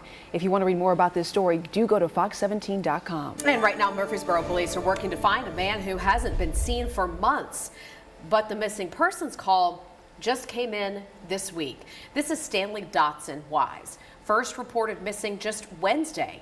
But police say the last time anybody saw him was 7 months ago at the Kroger on Veterans Parkway. Police say Mr. Wise had been reportedly living out of his car, a gray Honda Accord. If you have any information, please call the number that's right there at the bottom of your screen. That's the direct number for the detective working this case, Detective Juliet Cox.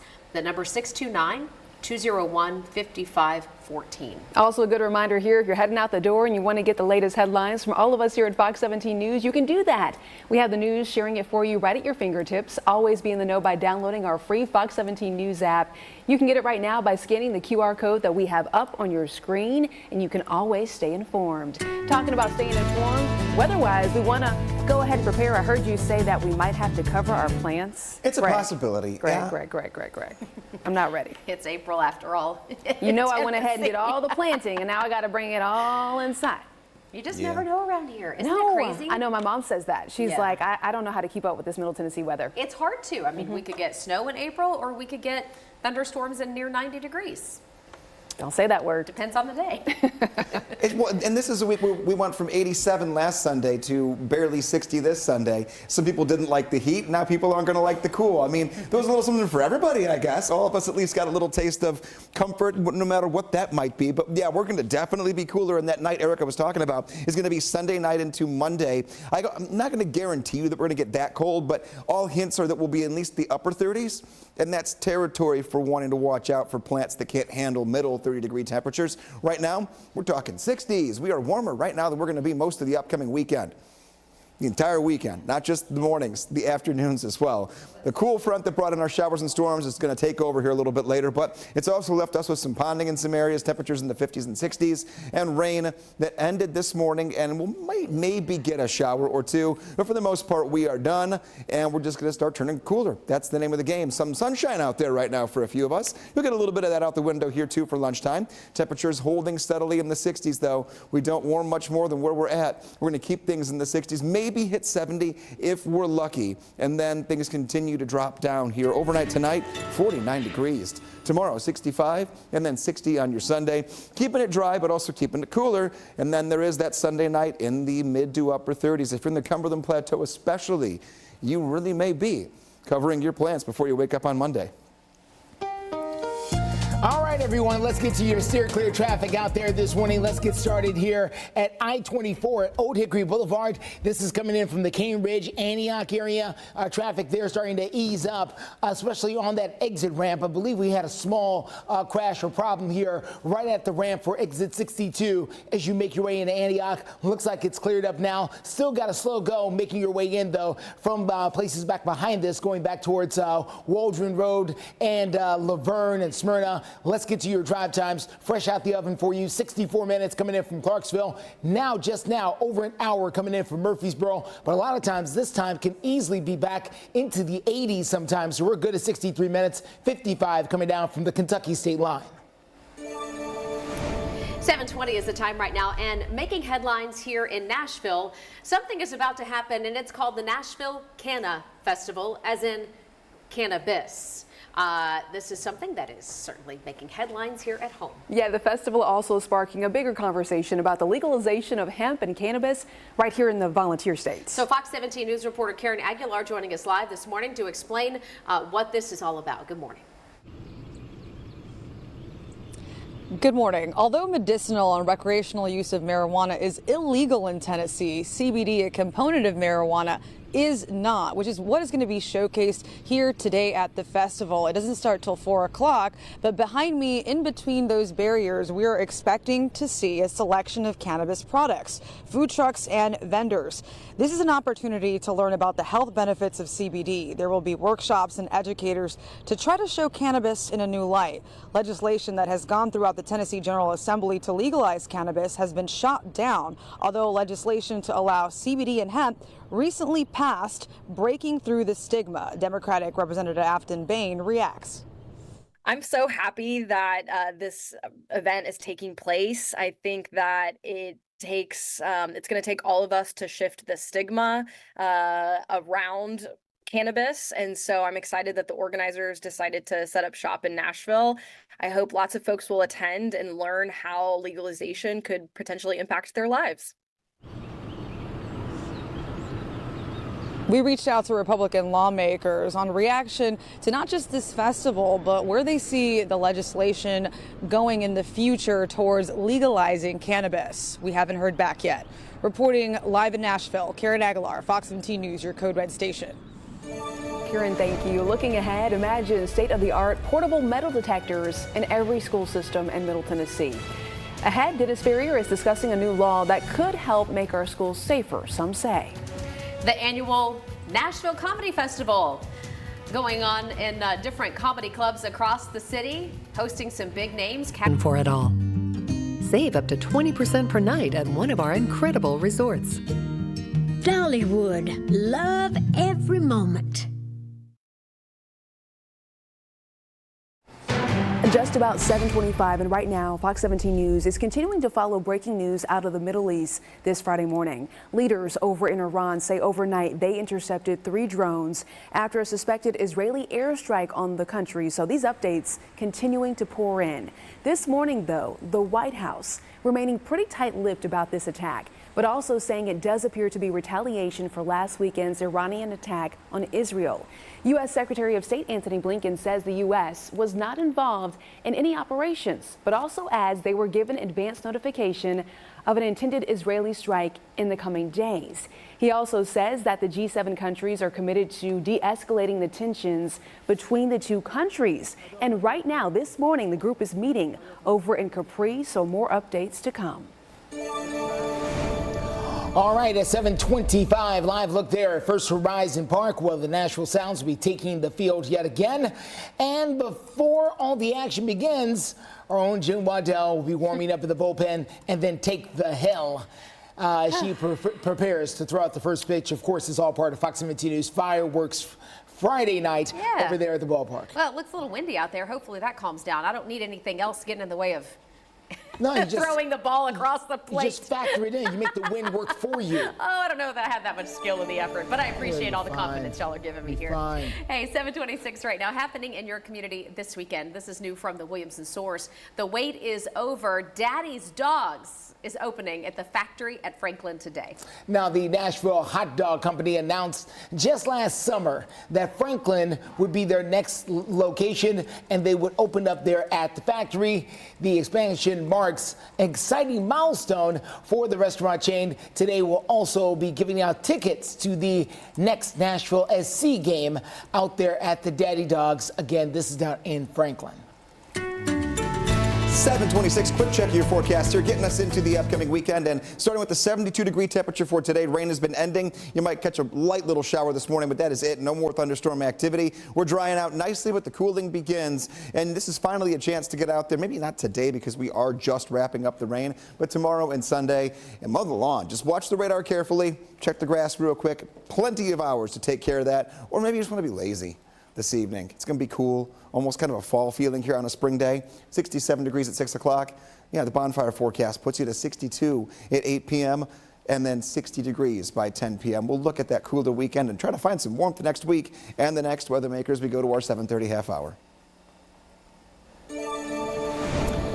Well, coming up next, we've got an update on steer clear traffic as you take a live look at 250 on the house. Oak Grove Racing, Gaming, and Hotel. All kinds of awesome. This Fox 17 This Morning newscast is sponsored by Eurostone.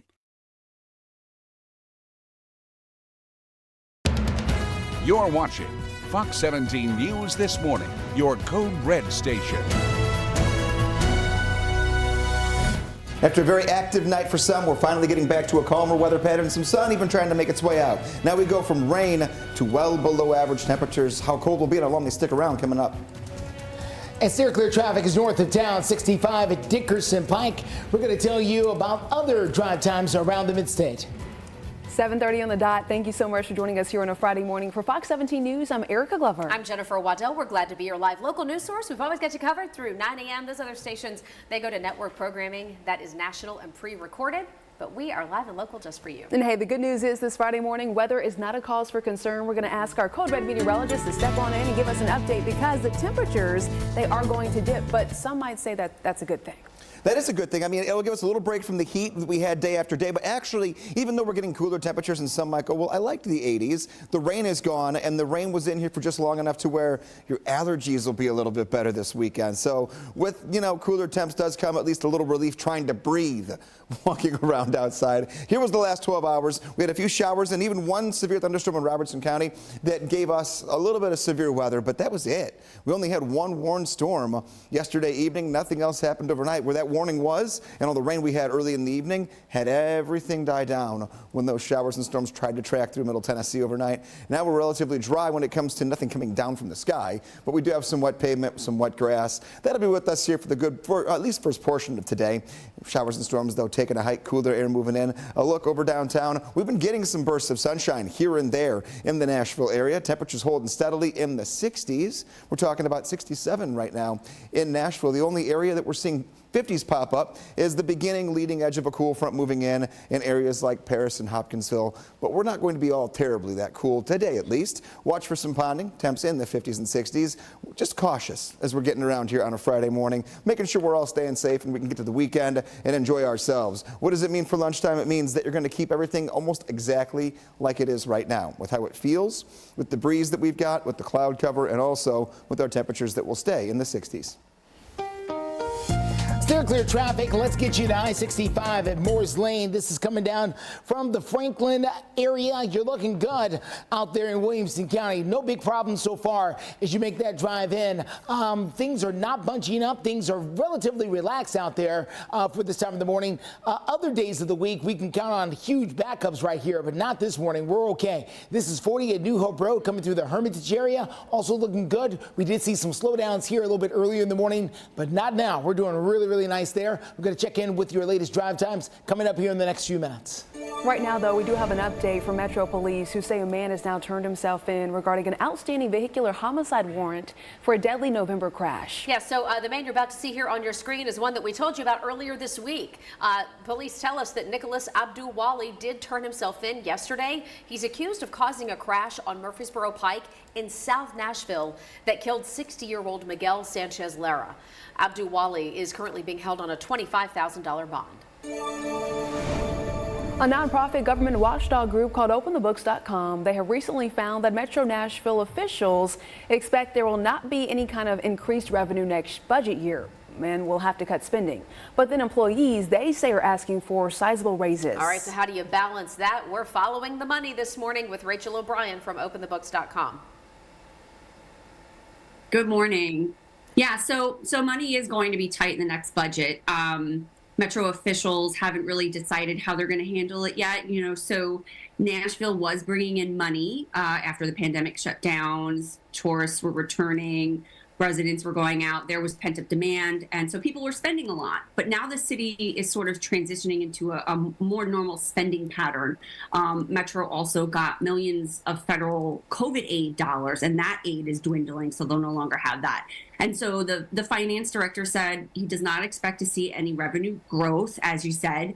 And so Metro is going to have to decide where they're going to get that money. The mayor will propose a budget, and the Metro Council will have to think about it before a budget is approved. Okay, Rachel, how much of a raise are employees asking for? And then how does this compare to other cities?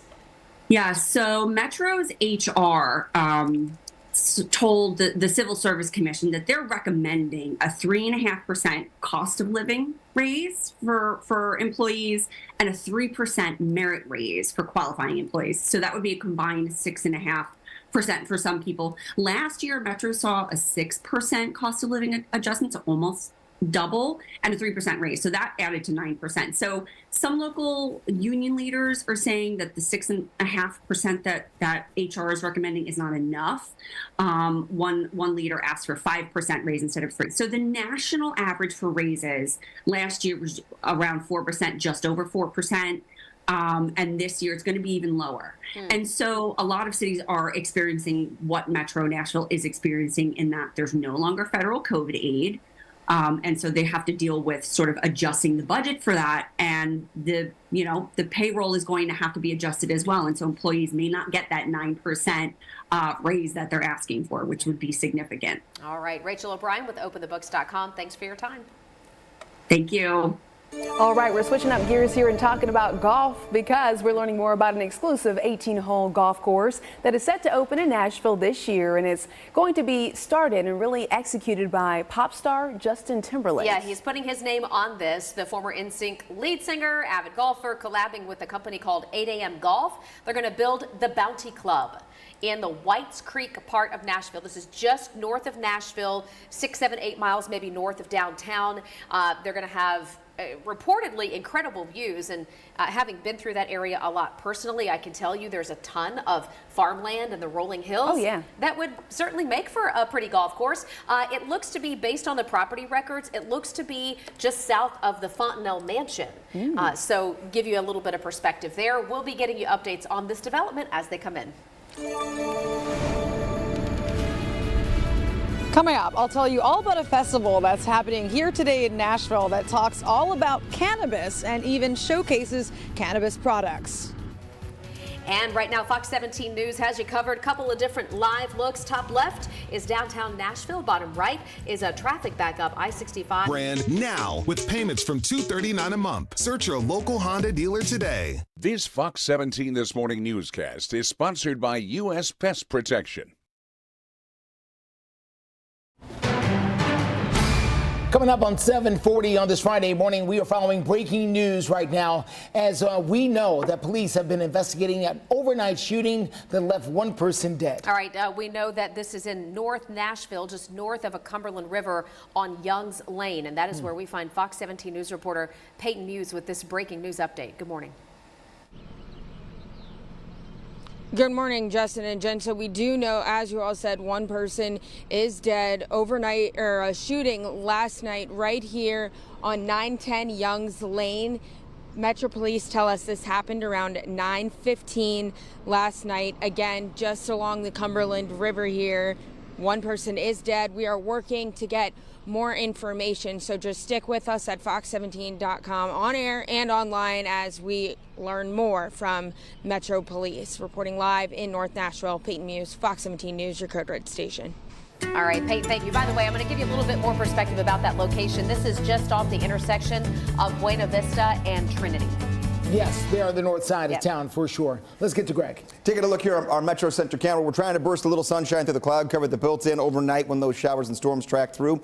Most of us aren't seeing any rain that we have to worry about for the rest of this morning, aside from a shower or two that'll be very hit and miss. We're dry for the rest of today and trying to rebound here when it comes to any potential temperature gain.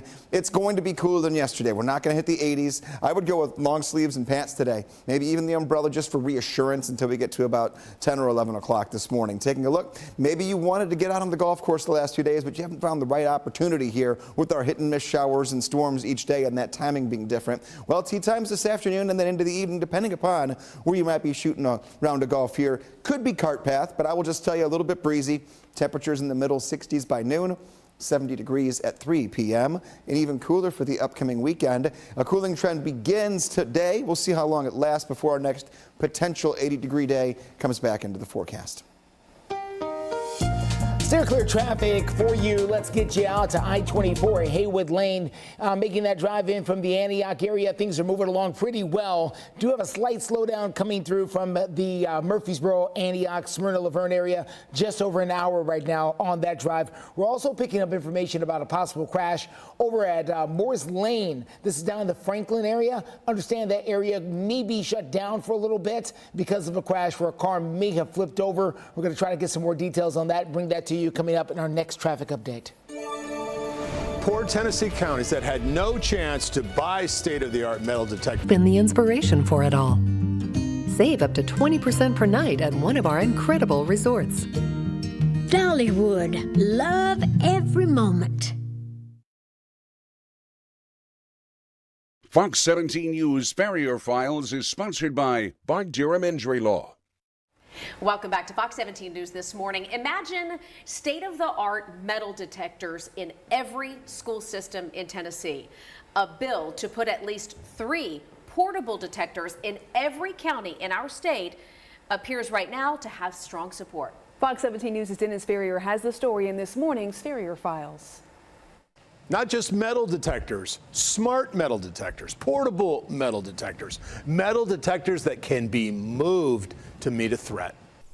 But see, you can take it outdoor football game. A metal detector like nothing you've ever seen. So all you have to do is you walk up to the machine, you press the button right here, and it turns on. That's it. It's ready to go. It is completely portable, so that you can take it outdoors. Waterproof, indestructible, and state-of-the-art. And you can take a bat and whack it. You're not going to have any problems. But that's what it's designed for. Durability.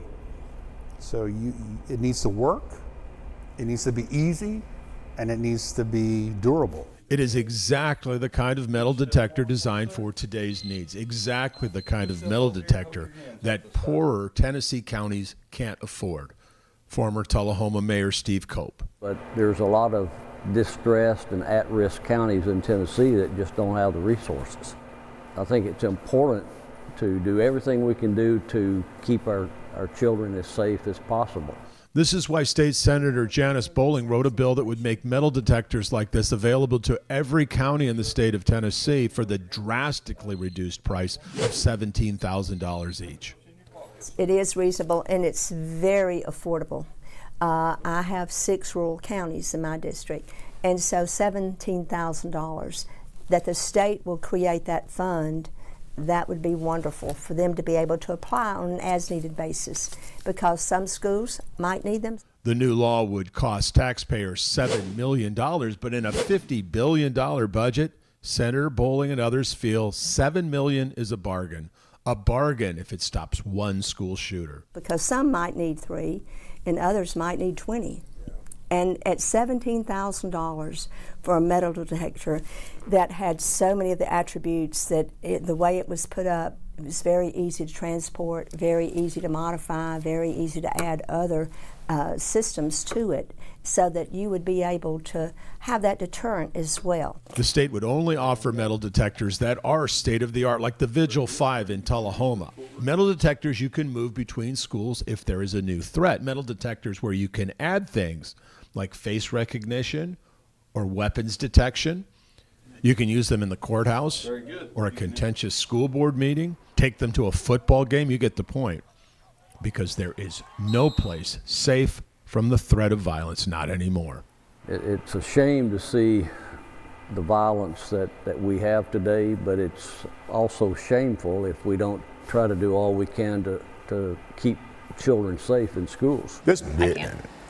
So the bill got behind the budget, so it's not in the budget, but with the governor talking about all of the money he wants in school security, his baby, there's an opportunity that he could fold this into the spending. And the governor could include this. I mean, it's a very small note. I mean, not for me and you, like, I don't have $7 million laying around my den. Right. But the state with a $50 billion budget, you know, and it really provides some safety for poor counties. Yeah, and interesting how you showed that it's very movable. You can take it to different areas, easily transported. Yeah, so like that's why you don't need a lot. Like, you know, you're a real poor county. You're not Williamson County, right? You're Fentress County or something. What a nice thing. You take it, someone makes a threat at the football game. You take it to the football game and make everyone go through the metal detector. You get an angry parent at a board meeting. What do you bring it to the board meeting? Because we've seen across the country some board meetings go south fast. Well, especially too when you think about just the sensibility of it, right, in after school hours. Yes. Right, so like if they're not being used in the school because these events are after normal school hours,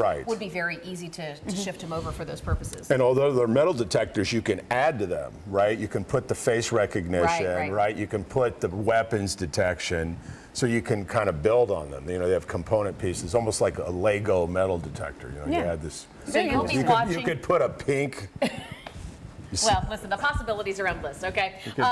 No, but you can. You could put them, okay, school colors, right? So were you going with a pink dress? Yeah, the pink dress is overwhelming at this hour. But what I was saying was, it made me think, you know how some people hate metal detectors in schools? Of course, yeah. But you could wrap them in school colors. They seem intimidating. Less intimidating, right? All right. We'll keep an eye out for it and see what happens if the money, gets freed up to do that. Dennis, thank you so much. Fox 17 News Farrier Files is sponsored by Durham Injury Law.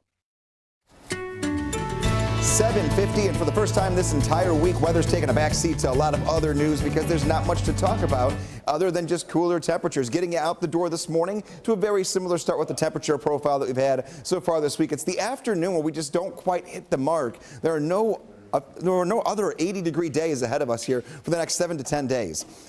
66 degrees at 8 a.m., 62 at 9, 64 at 10. Fairly cloudy, so when you get home with that same car, can you wash it or you got to wait?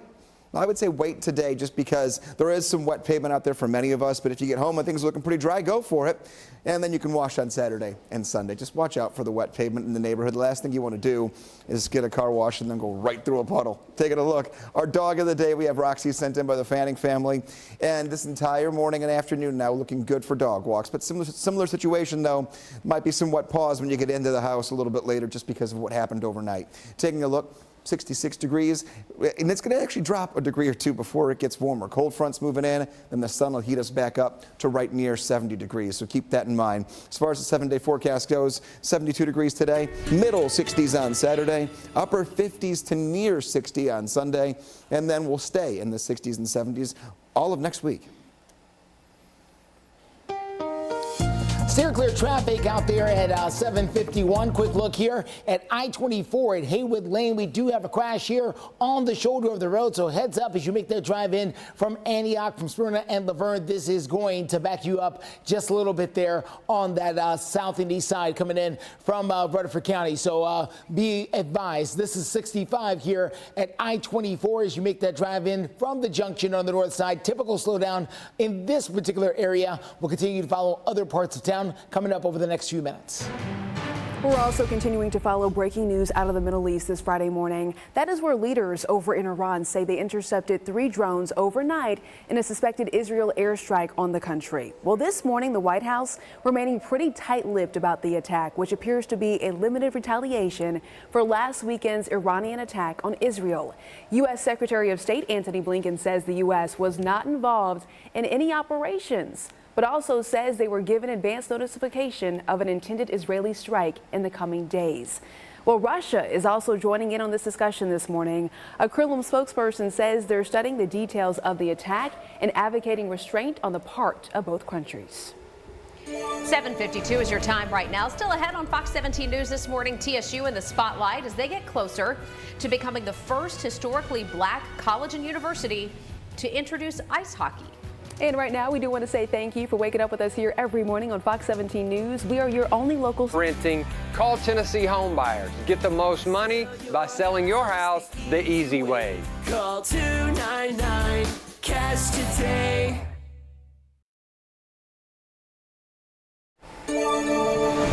Trending now on Fox17.com. Are you in the mood for some spring cleaning?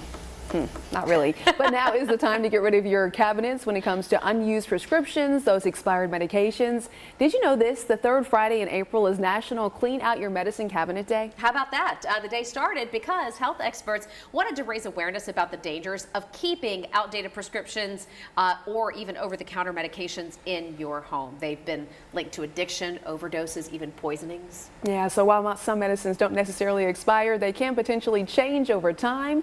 So this also applies to medicine for your pets. We did this a couple of weeks ago. Some pharmacies even offer free drop-off and disposal for expired medications. I did not know that. Hey, we're going to check in now with our Code Red meteorologist. Greg, make sure you clean out your pantries and your medicine cabinets this weekend. Yeah, it's just a smart move to do every year, just to keep everything fresh and keep it stocked properly. And if you've already done that and you want to celebrate, today is also National Garlic Day.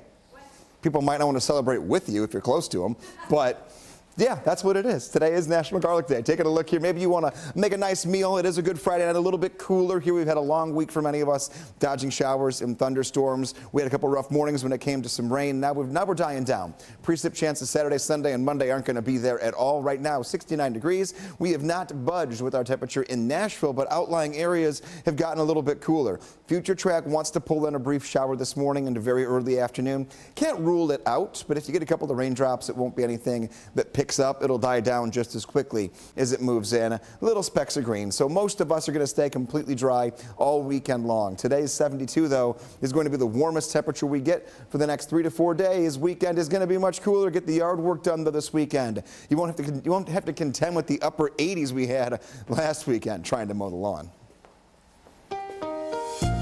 Steer clear traffic this morning. Let's get you out to a couple of things we have picked up, and that includes this one on I-65 at the I-24 junction there on the north side.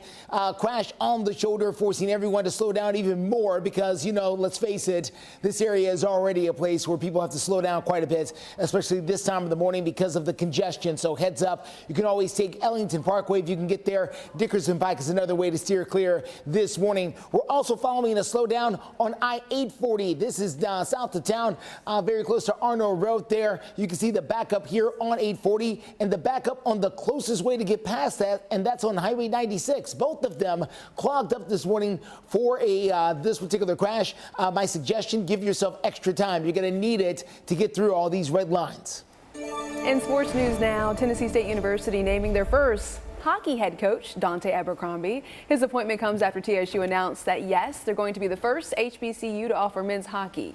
Interesting. Okay, so Mr. Abercrombie coming on as the coach with a lot of experience in the world. He was with the Toronto Maple Leafs and the NHL front office. When he was with the NHL, he was part of a group that was advocating for more minorities in hockey. And if you head on over to our Fox 17 News Facebook page, you're going to see a college athlete still enjoying the spotlight. We're talking about Morgan Price. Yeah, she made history Friday when she became the first athlete from a historically black college or university to earn a National Collegiate Gymnastics Championship. Round of applause. Price joined the Fisk University women's gymnastic team back in 2022.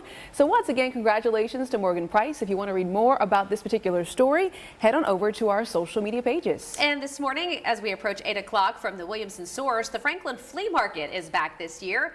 450 indoor and outdoor booths full of all kinds of stuff. The Franklin Flea Market will be open Saturday from 9 a.m. to 6 p.m. and then Sunday from 10 to 4. I need to head on over there. You're watching Fox 17 News This Morning, your Code Red station.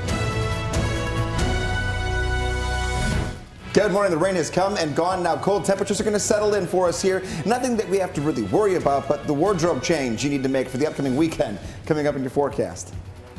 Steer clear traffic at I-65 and I-24. A bit of a slowdown near the junction. We'll tell you the best ways to steer clear. I'm gonna let it shine. And another day of demonstrations over at our Tennessee State Capitol building after state troopers put one woman in a police cruiser after tense moments in the House. We're going to have an update on what's driving some division there. And one of the hot topics in the legislature is getting a state budget passed. It looks like the House and the Senate both have done that. And we're looking at about $144 million alone when it comes to school vouchers. We're going to take a look into why lawmakers have not passed any bills, though, outlining how that voucher money would be spent if we get a voucher bill signed into law. We have a lot to get to, but first, want to say thank you for waking up with us here on a Friday morning. For Fox 17 News, I'm Erica Glover. And I'm Jennifer Waddell. We are glad to be your live local news source, always here for you through 9 a.m. We're following breaking news this morning as well. Yeah, some more breaking news updates regarding an overnight shooting in North Nashville. We now know it was deadly. It happened around 9:15 last night on Youngs Lane. Yeah, and if you look at the map right here behind us, you can see this is just north of the Cumberland River, not far from Buena Vista Pike and Old Buena Vista. So we're going to send it out right now to Fox 17 News reporter Peyton Muse. She's live on scene. Good morning, Jen and Erica. So I spoke with some neighbors who live right here at 910 Youngs Lane, and they tell us that there was a lot of people outside until about like 1 in the morning. And as you all know, Metro Police confirmed that one person is dead. There were some people, teenagers, some people that were younger than teenagers. That's what neighbors tell us. A very odd situation, they say, that happened here last night. And again, we're told one person is dead. We do know that these are townhomes right here, and we're waiting to get more information from police. So as soon as we are able to get more information, I know they're working to gather that and bring that to us. We will let you all know what exactly went down here. Reporting live in North Nashville, Peyton Muse, Fox 17 News, your Code Red station. We're waking up here at 8:02 with temperatures that are in the 60s, a fairly overcast sky, but look at that. Top of the radar, nothing showing up. We had a fairly active evening, and then overnight, depending upon where you lived, showers and a good lightning storm moved through here for us, but no real severe weather. We only had one severe thunderstorm yesterday evening around 7 o'clock in the Springfield area, but we did have that lightning track through. It is done. Now we're going to start ushering in cooler air coming up for us here. The big three things we're going to break down on the weather story for you is the end of the morning showers and those weak storms we saw, the much cooler air for the upcoming weekend, and then we'll stay a little bit active on and off in the 7-day forecast. We're going to piece them all together for you coming up in about 10 minutes. Steer clear traffic for you this morning. Let's get out and about to I-65 and I-24 there on that north side. You can see for yourself how the traffic is getting by, despite the fact that there is a bit of a crash there on the shoulder of the road right here, forcing everyone to move over, and that is going to back traffic up even more there from that north side. You want to take Ellington Parkway, you want to take Dickerson Pike, Gallatin Pike, Brickchurch Pike, whatever you got, because this is going to cause some delays until they're able to get this out of there. We're also following in a bit of a slowdown south of town. This is going to be 840 and Highway 96 here near Arno Road. That's exit 37. If you know you have to travel that way, there are red lines both here on 96 and here at 840. So no real good way to get past this morning. Just know this is going to cost you an extra 10 to 15 minutes to get by. Justin, thank you. 8:04 now, crisis in the classroom. The State House and the Senate have both passed budgets that include $144 million for school vouchers. The issue is lawmakers haven't passed any bills outlining how that voucher money would be spent if we even get a voucher bill signed into law. Let's listen to some of the back and forth. We were able to continue to invest in our K-12 education and our social services. We added to K-12 education to TISA funding over $261 million that will pay for increased retirement insurance. So taking a look at what this all means, the money would go toward things like increasing starting teacher pay to $44,500 a year. The budget, as I mentioned, also includes that $144 million for school choice vouchers. Now, if we do not get a voucher bill passed, that money would then go back to the general fund that would be available during the next legislative session. The House budget also includes money to hire 60 new state troopers. A lot of big numbers involved. I mean, we're talking billions of dollars here. If you want to take a look at the full breakdown, we have it for you now at fox17.com. I'm gonna let it shine.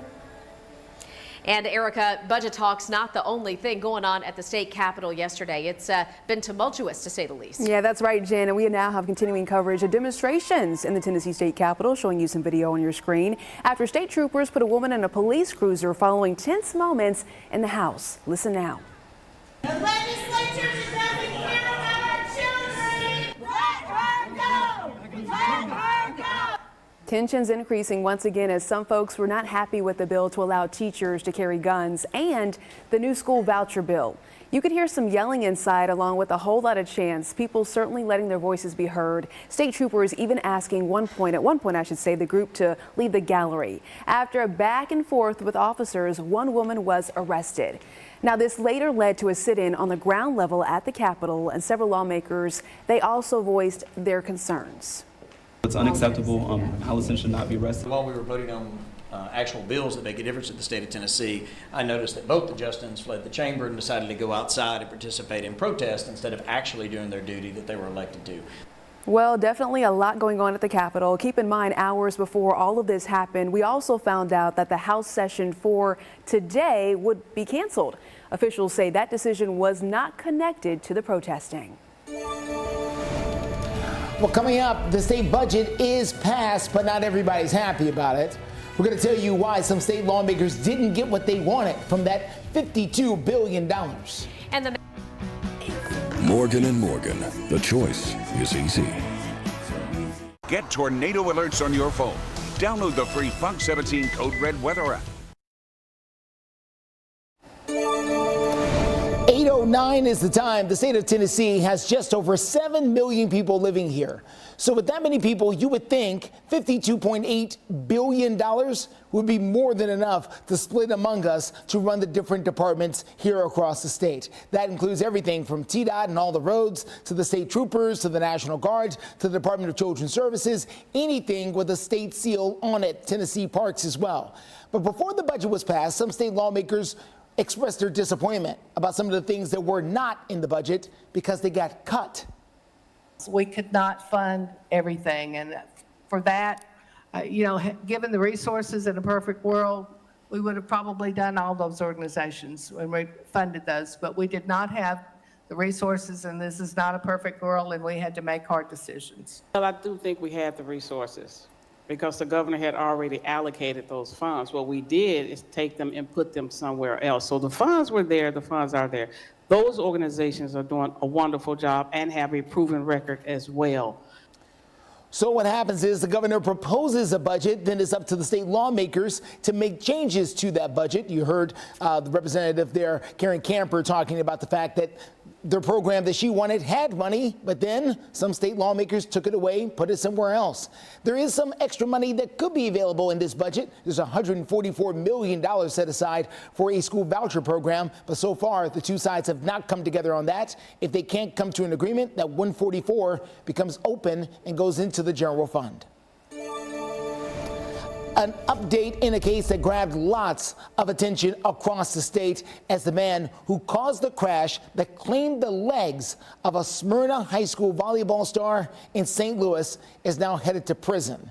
Now, a judge has sentenced Daniel Riley to more than 18 years in prison. This is after he was found guilty of second-degree assault and driving without a license.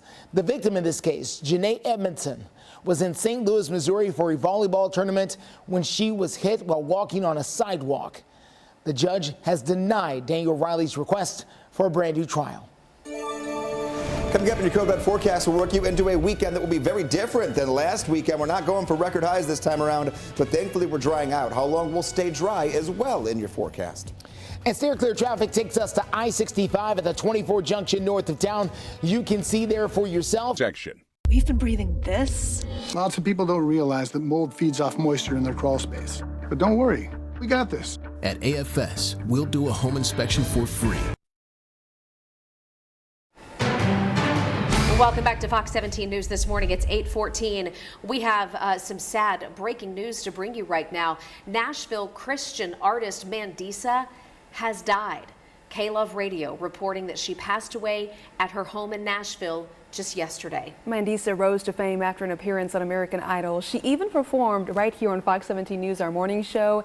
She had hits like Overcomer and Good Morning, one you were just playing a couple of minutes ago, Jen. Yeah, we love her music in our home, and she has really inspired millions of people across the country. One of the ways that she inspired people was through her music, but also speaking very publicly about her battles with depression, and she worked through her own mental health struggles through her music, which was just so uplifting and encouraging.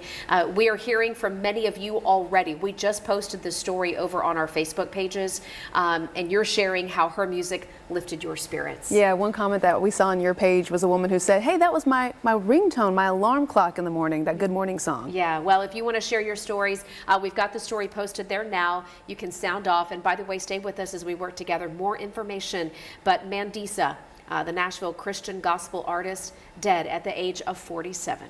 We're also following more breaking news updates this Friday morning. Metro Police tell us they're making an arrest regarding a shooting at a McDonald's that left a teenager seriously hurt. Well, Dwight Mason is accused of shooting the teenage drive-thru worker at the McDonald's located on Dickerson Pike back on the 16th of March. It all happened during an argument over the price of food. So Mason now facing all kinds of charges. He's got bond posted so far. As we get more details on this story, we'll be bringing them to you on air and online at fox17.com. And we're also getting some updates out of Murfreesboro. That's where police are trying to track down a man who has not been seen in several months. The man that we're talking about, we're showing you a photo on your screen. His name is Stanley Dotson Wise. He was reported missing Wednesday. Police say he was last seen about 7 months ago at the Kroger, located again in Murfreesboro on Veterans Parkway. We understand that he had been living out of his car, a gray Honda Accord. If anybody has information about Mr. Wise, you can call the number at the bottom of your screen. That number takes you directly to the detective working this case. Her name is Juliet Cox. That number 629-201-5514. And we also want to make sure that you know you can always stay in the know as you head out the door, heading to work or school, wherever you might be. You can get the latest Fox 17 News headlines and updates right at your fingertips. Be in the know by downloading our free Fox 17 News app. Here's how you make that happen. Scan the QR code that's on your screen right now. Then you can actually download it right to your phone and have it handy and ready to go. You know, it gives you those code red weather alerts so that if we've got storms coming like we had yesterday, you'll be the first to know, and you can get this specific to your area. Yeah, or you'll know that it's going to be chilly and that you need to cover your plants next week. Y'all, if you want to take over, please go for it, because that was Greg, perfect. No, you're totally We just right, try though. to set you up. We throw you the No, softball. I love it. I love it. No, and this really is a great looking forecast here after what we had the last couple of days. Code red, code red, code red. Now we're just getting a little more comfortable and then cooler. I will tell you that one or two of these mornings, to Erica's point, is going to be on the colder side, where you may have to, Sunday night is the night, cover a few of your plants that are out there. So keep that in mind as you're going through your weekend. Don't let it slip your mind that Sunday night into Monday is the day. Let's look at this month so far. We're a little over halfway there through it. Let's take a look here at how many days we have seen rain versus days we haven't. We've got 1, 2, 3, 4, 5, 6, 7, 8, 9 days where we've seen rain in the forecast out of our 19. However, we're still below our average rainfall for the month. We've had 1.96 inches. That's about a ½ inch less than we should have already seen through this date. Now we'll talk about how many days we've seen temperatures at or above the average high temperature. We've got 1, 2, 3, 4, 5, 6, 7, 8. I feel like Vanna White over here. 9, 10, 11, 12 of them here out of the 19 days. Today is not going to be above the average highs. Just keep that in mind. But it's been a very warm and at times rainy month. We're still lacking in the rainfall department just a touch. Some cloud cover out there, but no additional rain at the moment. Sprinkle or two. Maybe by the time we get to lunchtime, but that's it. Temperature's going to continue to cool for a couple of hours. You can see cold air trying to work its way in as the sun's coming up. We're going to end up in the low 70s. Not much warmer than where we're at right now. Keep that in mind. We'll aim for a high of 72 degrees later on today. Could be a good day for a bike ride. Just watch out for those puddles if you're getting on the two wheels later on today. Steer clear traffic for you. Let's get to I-65 and I-24 at the junction north of town. You can see there for yourself. Traffic is moving along despite the fact we do have a couple of TDOT vehicles there on the shoulder that could slow things up a little bit for you. You can take Ellington Parkway as the best way to steer clear. Well, happening this weekend, want to make sure that you know the Nashville Ballet is presenting their version of the timeless story of Romeo and Juliet. All right, joining us live this morning to talk more about the opportunities you have to see the performance is the Nashville Ballet Artistic Director and CEO, Nick Mulliken. Good morning to you. This looks like it's going to be a great opportunity for families to come out and see the ballet.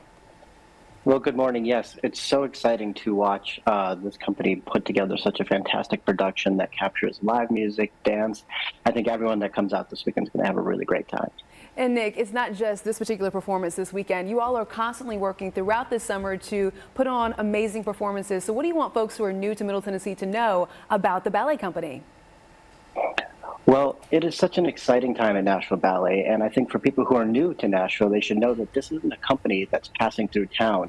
These are 32 artists that make Nashville their home, and it is a fantastic chance for people to have the experience this weekend to see them in person, but then come and join us for all of next season where they'll get to watch these artists that they get to know, learn, grow, and develop their favorite stories.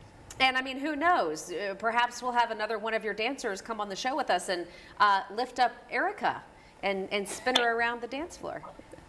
Well, if that's something you all want, I know that they would love to come and visit and do that. That was an epic moment on our morning show, by the way. Nick Mulliken, thank you so much. I hope you have a great day. By the way, we'll make sure you have all the information you need to know about finding tickets for the Nashville Ballet online. Preschool teacher facing several serious charges after she allegedly threatened another teacher at a Nashville school. Coming up, I'll tell you all about a festival that is happening here in Nashville today that wants to educate. Those Sarah trucks, they drive me wild.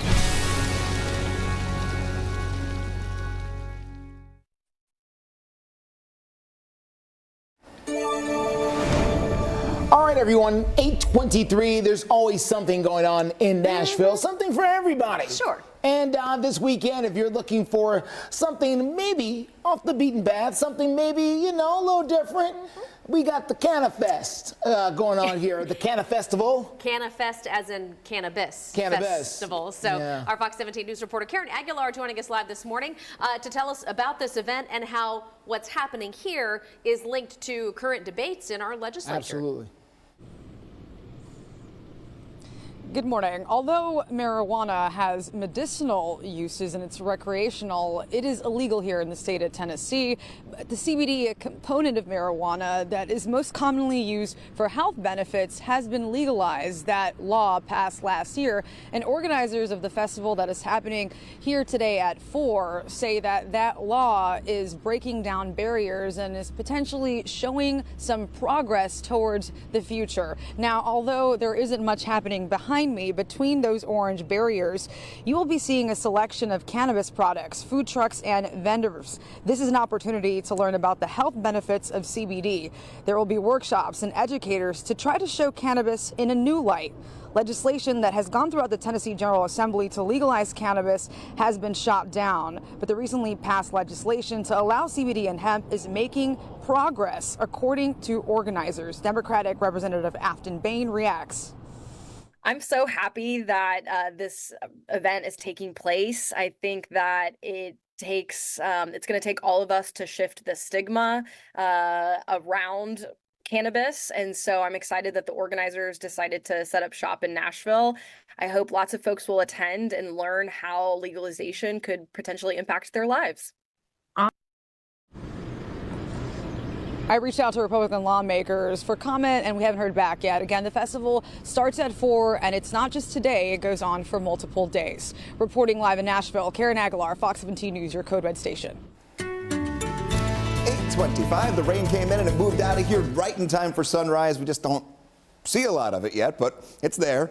Just cloudy right now. No rainfall for the rest of today aside from possibly a sprinkle. What to wear? A little different than earlier in the week when we could have the shorts and t-shirts, sunglasses. We're close to breaking records. That's not the case today. Upper 60s and low 70s, and we're already in the upper 60s. So if you're going, not sure what I want to wear, walk out the door. Go, am I comfortable? If you are, you're good. If not, walk right back inside. And whatever you pick for right now will work for you later on in the day as well. Now, maybe you want to get out there and try to get around to golf, and a lot of us didn't see a ton of rain yesterday or into the overnight hours, so courses may get dry enough here for the afternoon tee times, especially around noon. 64 degrees, still fairly cloudy. Our best chance to work into a little bit of sunshine going to be late afternoon. We'll call it a 70-degree high if we're lucky in the Nashville area, but most of us are going to be in the 60s throughout the entire day. So keep that in mind as far as we're going. And as we do get out the door this morning, once you're good and ready to go, temperatures are in that stagnant middle 60-degree temperature range for just about all of us. Coming up in the next check of your forecast as we go into our 8:30 half hour, we're going to find out how long this new cooling trend is going to last. Well, coming up next at 8:30, we've got the very latest with your steer clear traffic as we take a look at that crash on the north side. 65 at 24. The best way to steer clear is coming. Wow! Saturday at 6 on Fox 17. This Fox 17 This Morning newscast is sponsored by Alive Hospice. You're watching Fox 17 News This Morning, your Code Red station. Poor Tennessee counties that had no chance to buy state-of-the-art metal detectors might have a chance, finally. But the governor has to sign off on it. More on that story next. And our Code Red weather alert has been canceled. We are now rain-free, but we're also ushering in much colder air. How long we're going to stay on the cooler side in your forecast. Steer clear traffic takes us to the north side, 65 at the 24 junction. A bit of a slowdown. We'll tell you the best ways to get around it.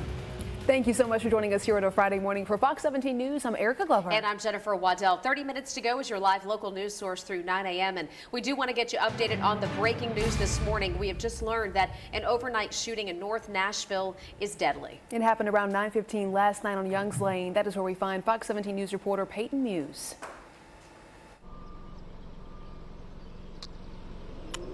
Good morning, Jen and Erica. So we are actually right here at 910 Youngs Lane, around where the shooting happened last night. Now, Metro Police did confirm with us that one person did die. I spoke with some neighbors, and there's townhomes in this area at 910 Youngs Lane, and they were telling me that people were outside last night, both young, some teenagers, some younger than teenagers, adults, and it was chaos until about 1 a.m. Now, the neighbor did tell us that it was a very odd situation. He didn't hear any gunshots, but that police tell us that a man did die from a shooting in this area. We're working to get more information, and as soon as we get some more information from police, we can tell you exactly what went down here in North Nashville. Live in North Nashville, Peyton Muse, Fox 17 News, your Code Red station. 8:32 your time, taking a look at your forecast. Overcast right now, but the rain has come and it's gone. We have nothing to worry about in that department. For most of the rest of this weekend, there will be a little bit of instability here late in the morning. What that just means is there could be a pop-up shower, but this was the last 12 hours. We missed it when it came to severe weather. We only had one strong storm, and that was yesterday evening. What's new this morning? Well, we have wet pavement, we have wet grass, the whole 9 yards. The showers and storms have come and gone. Cooler air takes over, below average for this weekend. Your weekend outlook coming your way in a few minutes. Fox 17 News Farrier Files is sponsored by Bart Durham Injury Law. At 8:32 right now, imagine state-of-the-art metal detectors in every school system in Tennessee. That's a vision. It could be a reality. We've got a bill that would put metal detectors in every county in the state, and it's got a lot of support right now. Fox 17 News' Dennis Farrier joining us with this morning's Farrier Files. Not just metal detectors.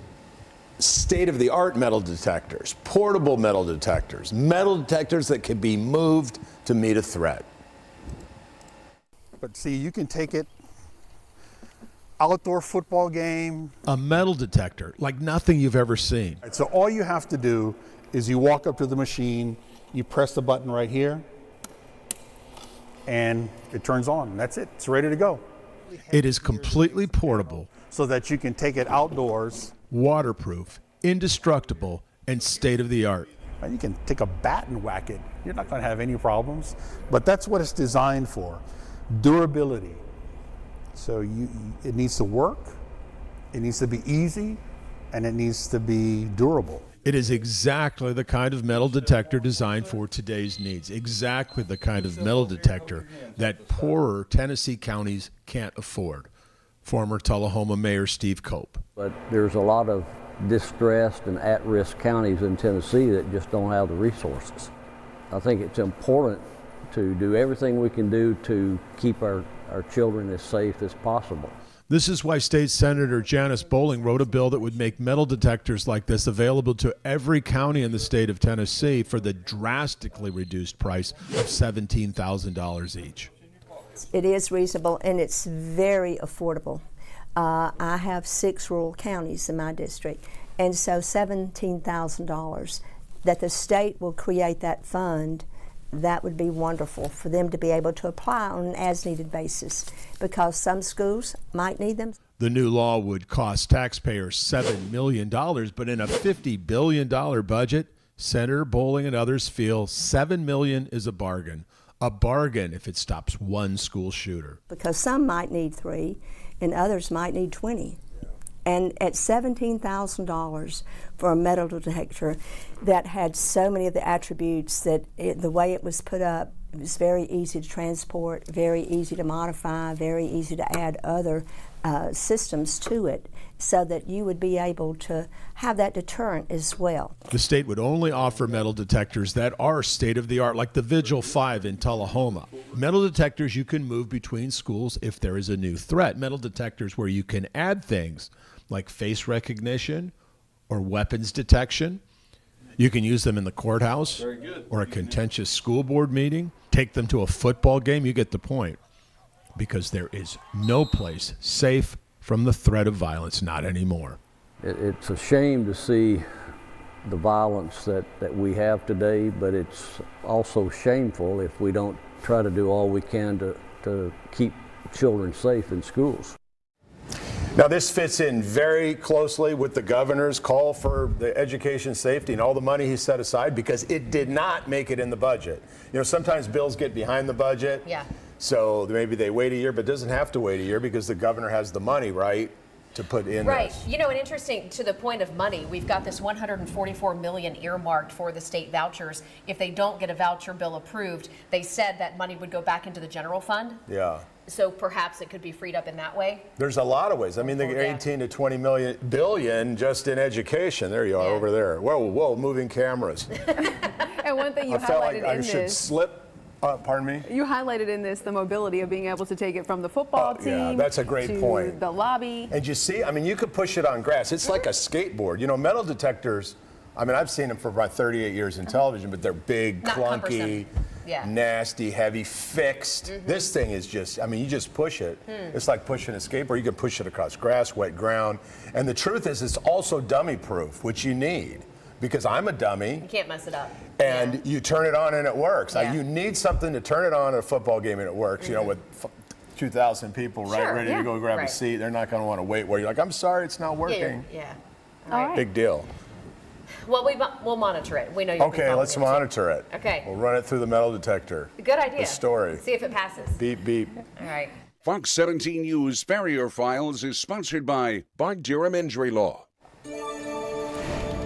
It's 8:37 right now. We've got two different live looks. Top left is downtown Nashville. Bottom right. Good morning. 8:40 is your time right now. We have a breaking news update to a story we've been following, learning more about the shooting and reported carjacking at a mid-state McDonald's. This all happened Wednesday night. Now, this happened at the McDonald's here on Nolensville Pike, very close to I-440. We brought this to you as breaking news yesterday. Metro Police say that the suspect shot a man while sitting in the drive-through line. Just sitting in the drive-through line. Yeah, imagine you're just sitting there minding your own business, trying to get some food. The guy gets shot. He's expected to make a recovery, but then police say the guy that fired the shot jumped in the woman's Nissan Cube that you see here on your screen, and then carjacked her, took off with the car. Now, the man who was shot is expected to be okay. They're now asking you to be on the lookout for that stolen Nissan Cube. You can see the image right there on your screen. The license plate number is BDD 9667. If you have any information about this, you're asked to contact Metro Police. Speaking of Metro Police, they've had a fairly busy morning right now. They're on I-65 just north of town, 65 at the 24 junction as you make that drive down from the north side, Hendersonville, Goodlettsville, Madison. Good morning to all of you. The police department is there. So is the fire department, and now an ambulance has shown up. They've shut down the two outside lanes there. As you make that drive in, they're squeezing everybody over. This is going to slow you down if you're coming anywhere from the north of town there. So I would suggest trying to use Ellington Parkway if you can. Brick Church Pike, Dickerson Pike, Gallatin Road, all of it works to try to get past some of that slowdown there. We had earlier crashes near 840. That has cleared up. Overall drive times all in the green from Mount Juliet to Murfreesboro to Franklin. 842, and in your community, as part of the NFL's alumni Gear Up Tennessee campaigns, we're celebrating health and community with a couple of names you're going to recognize. And they're here in studio to talk more about the campaign. That's coming up in about 2 minutes. We're also keeping an eye on your weather. You want to get your weekend started? You want to know? Cars, SUVs, trucks, vans are all in stock. Drive KBB.com's best value brand now with payments from $239 a month. Search your local Honda dealer today. As the Titans get ready for the upcoming NFL draft, some former NFL Titans are planning to put on a good time to help the community stay healthy. I imagine you recognize the two gentlemen we have here in studio with us. Former Oilers linebacker Al Smith, Oilers Titans offensive lineman Brad Hopkins here in studio to talk about this health initiative that you're both involved with, really to just get involved with the community and raise awareness. Al, let's start with you and why this is important to you. Well, it's important because it's the community, and that's what we're all about with the NFL Alumni, giving back to the community, and this gives us the opportunity to do that at St. Luke's on Saturday. Okay, so it's called Gear Up Tennessee, and we're talking specifically about getting folks vaccinated against things like shingles. That's one of the initiatives, right? Yes, shingles, COVID, a lot of different variations of vaccines, but not just that, medical, dental, other things as well, just all medical and health related products. Which is important too, especially when you think about the number of people who may not be able to afford those things on their accessibility. own. Yeah, exactly. Brad, you're involved here and still super involved, in the Nashville community overall.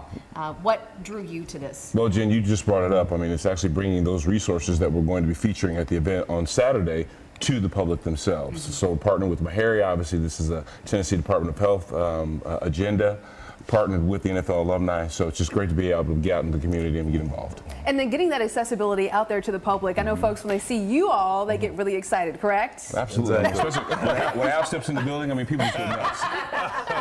The C's part, the autographs commence. All right, do y'all want to talk NFL? Do you want to talk football before you leave? Why not? What are we thinking about the draft coming up for the Titans? Are we like... Well, I think protection has been an issue. That's not even it's an obvious scenario there where they need to draft probably the best available lineman. At number 7, I think that would be Joe Alt. Now, Jim Harbaugh, he likes linemen as well, and they got the 5th pick for the Los Angeles Chargers, so he might not be there. So I'm thinking it might be Joe Alt from Notre Dame. Al, did you like the Oilers throwbacks this year? I love the jerseys and all the gear Well, and it's stuff. about the pot of blue. If you bring the pot of blue back, it's always a good thing. Yeah. So I definitely liked it. And a lot of the former players, former Oilers, really resonate with it. And even the new players like it a lot because I see it around town quite a bit. And it was great to see everybody at that one home game we had this past season where they brought back all the Oilers players. That was really cool. All right, Jen, asking all the questions. Well, I see you. How much time Trying to get some answers How here. much time do we have? Okay, so big event again Saturday, so tomorrow, and we'll make sure we get all the information on our website for y'all so that people who might need this can get access to it in the community. Thank you so much for joining us. Thank you. Oh, thank you. Appreciate it. 8:47 our time, taking a look at your forecast here for you. And we're going to have a couple extra paws helping us out here to get this one rolling. We've got Roxy, our dog of the day here, sent in by the Fanning family. And I'm sure Roxy's been waiting for a good, perfect day with no rain just to get out and not have to worry. It's almost like they know when it's going to rain. So keeping our eyes on everything here for today. The dog walk should be a good one. Might have a couple of wet paws depending upon what kind of fur you've got going on. But taking a look, dog walking forecast has temperatures that are going to be in the low to middle 60s. A little cloud cover continuing for us here. Overall, I would say make your plans for later. Just know it's not going to be all that warm. We're not getting the 80s again, that's for sure. We're not seeing them until we get toward the end of next week, maybe even next weekend. It's not going to stop me from tossing a burger on the grill, though. I mean, finally, a nice evening yesterday. We did not have that option in many places. Today we do. We will be in the 60s to right near 70 for a high. And right around burger time, 5, 6, and 7, we will be in the low to middle 60s, upper 60s if we're lucky. Taking a look at our next 3 days for precip chances, Saturday, Sunday, and Monday. Nothing that we have to worry about. It'll be a cooler weekend, but at least it's a carefree cooler weekend. Right now, 70 degrees. We're seeing a lot of buses. A lot of buses, all the exact same right here on Broadway. And part of it is shut down, so someone's coming into town right here. You never know what you're going to see on the Broadway cam. Temperature of 70 degrees. Taking a look. Future track for you. Trying to inch out a sprinkle. Not really buying that here for you in the forecast. Keep that in mind. 72 degrees this afternoon. Most of us will be in the 60s. We'll keep it there on Saturday and Sunday. And nighttime temperatures cooling down. 40s tonight and tomorrow night, and then 30s on Sunday night and Monday. All right, everyone, steer clear traffic at 8:49. Quick look outside. Let's get started at I-65, the I-24 junction here on the north side. You can see how things are flowing along there near Trinity Lane there. Crews are still on the scene. Looks like they're wrapping up, though, so hopefully they can clear all the lanes coming up here soon, because if not, it's still causing a backup. We normally don't see this at 8:49. We normally see this at 6:49, 7:49. This is 65 at Dickerson Pike, just north of town. This is all because of that crash that's still here on the shoulder of the road. But once you get past that, you're doing okay. Here are your drive times here. 32 minutes coming down from Hendersonville. Still not bad. Under an hour coming in from Murfreesboro. 29 minutes in from the east side. We'll continue to watch things over the next few minutes. Justin, thank you so much. The Stanley Cup playoffs right around the corner for the Predators, and we now know their first round series will in fact be against the Vancouver Canucks. It's set to start coming up Sunday. Okay, so Preds are going to be on the road for the first 2 games. So Sunday's opener will be over in Vancouver, and then the series is going to return to Smashville for games 3 and 4. Now, exactly when those games are going to be, we still don't know yet, but here's what we do know, Jen. Tim McGraw concert Thursday night at Bridgestone Arena. I mean, listen, they could just do the concert and have Tim sing, "I like it, I love it, I want some some more I of like it. I love it. At the same time, it's like the theme song for the Preds, but they will make an adjustment for that concert. By the time the Preds' first game does roll around, the team will have had a few days off since their season finale, so plenty of time to get rested, recover, and then rest a little bit more, which the veterans say is a really good thing.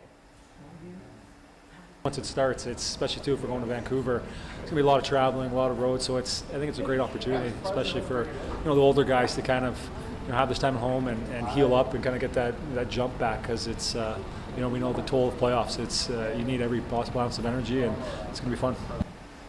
Well, the Preds faced the Canucks earlier in the season, losing in all 3 games. However, that was before the start of the new year. It's 8:51 right now, and we have some more news updates for you. Before we go off the air, we go to Murfreesboro, where police are looking. Choose from a huge selection available today, including new GMC Sierras. GMC, we are professional grade. Visit Darrell Waltrip BuickGMC.com.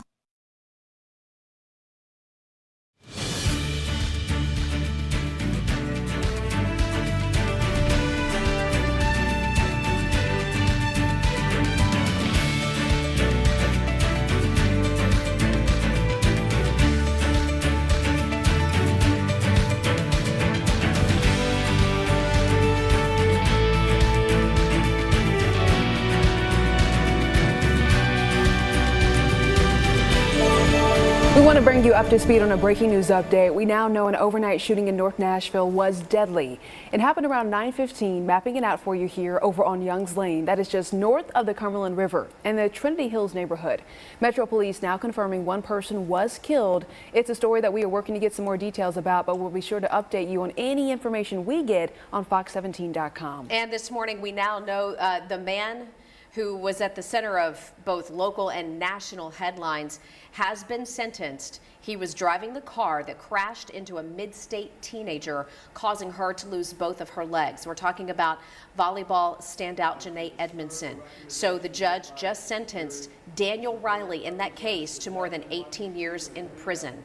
This comes after he was found guilty of second-degree assault and driving without a license. Janae Edmondson had been in St. Louis for a volleyball tournament when she got hit on a sidewalk there. The judge denied Riley's request for a new trial. And we're also getting some more updates from Murfreesboro police, who are working to locate a man who has not been seen in several months. The man on your screen is Stanley Dotson Wise. Anyone with information about Wise or where he might be is asked to go ahead and call the number on your screen. It's 629-201-5514. And here we are, one last check of your forecast. Let's get you out the door, and there's Lower Broadway. Going to be a very busy place to be here. Temperatures not going to get much warmer than where they're at right now, but we are done. On the Calming Heat XXL. Head to asadeals.com for this exclusive offer, and it goes fast, so get it.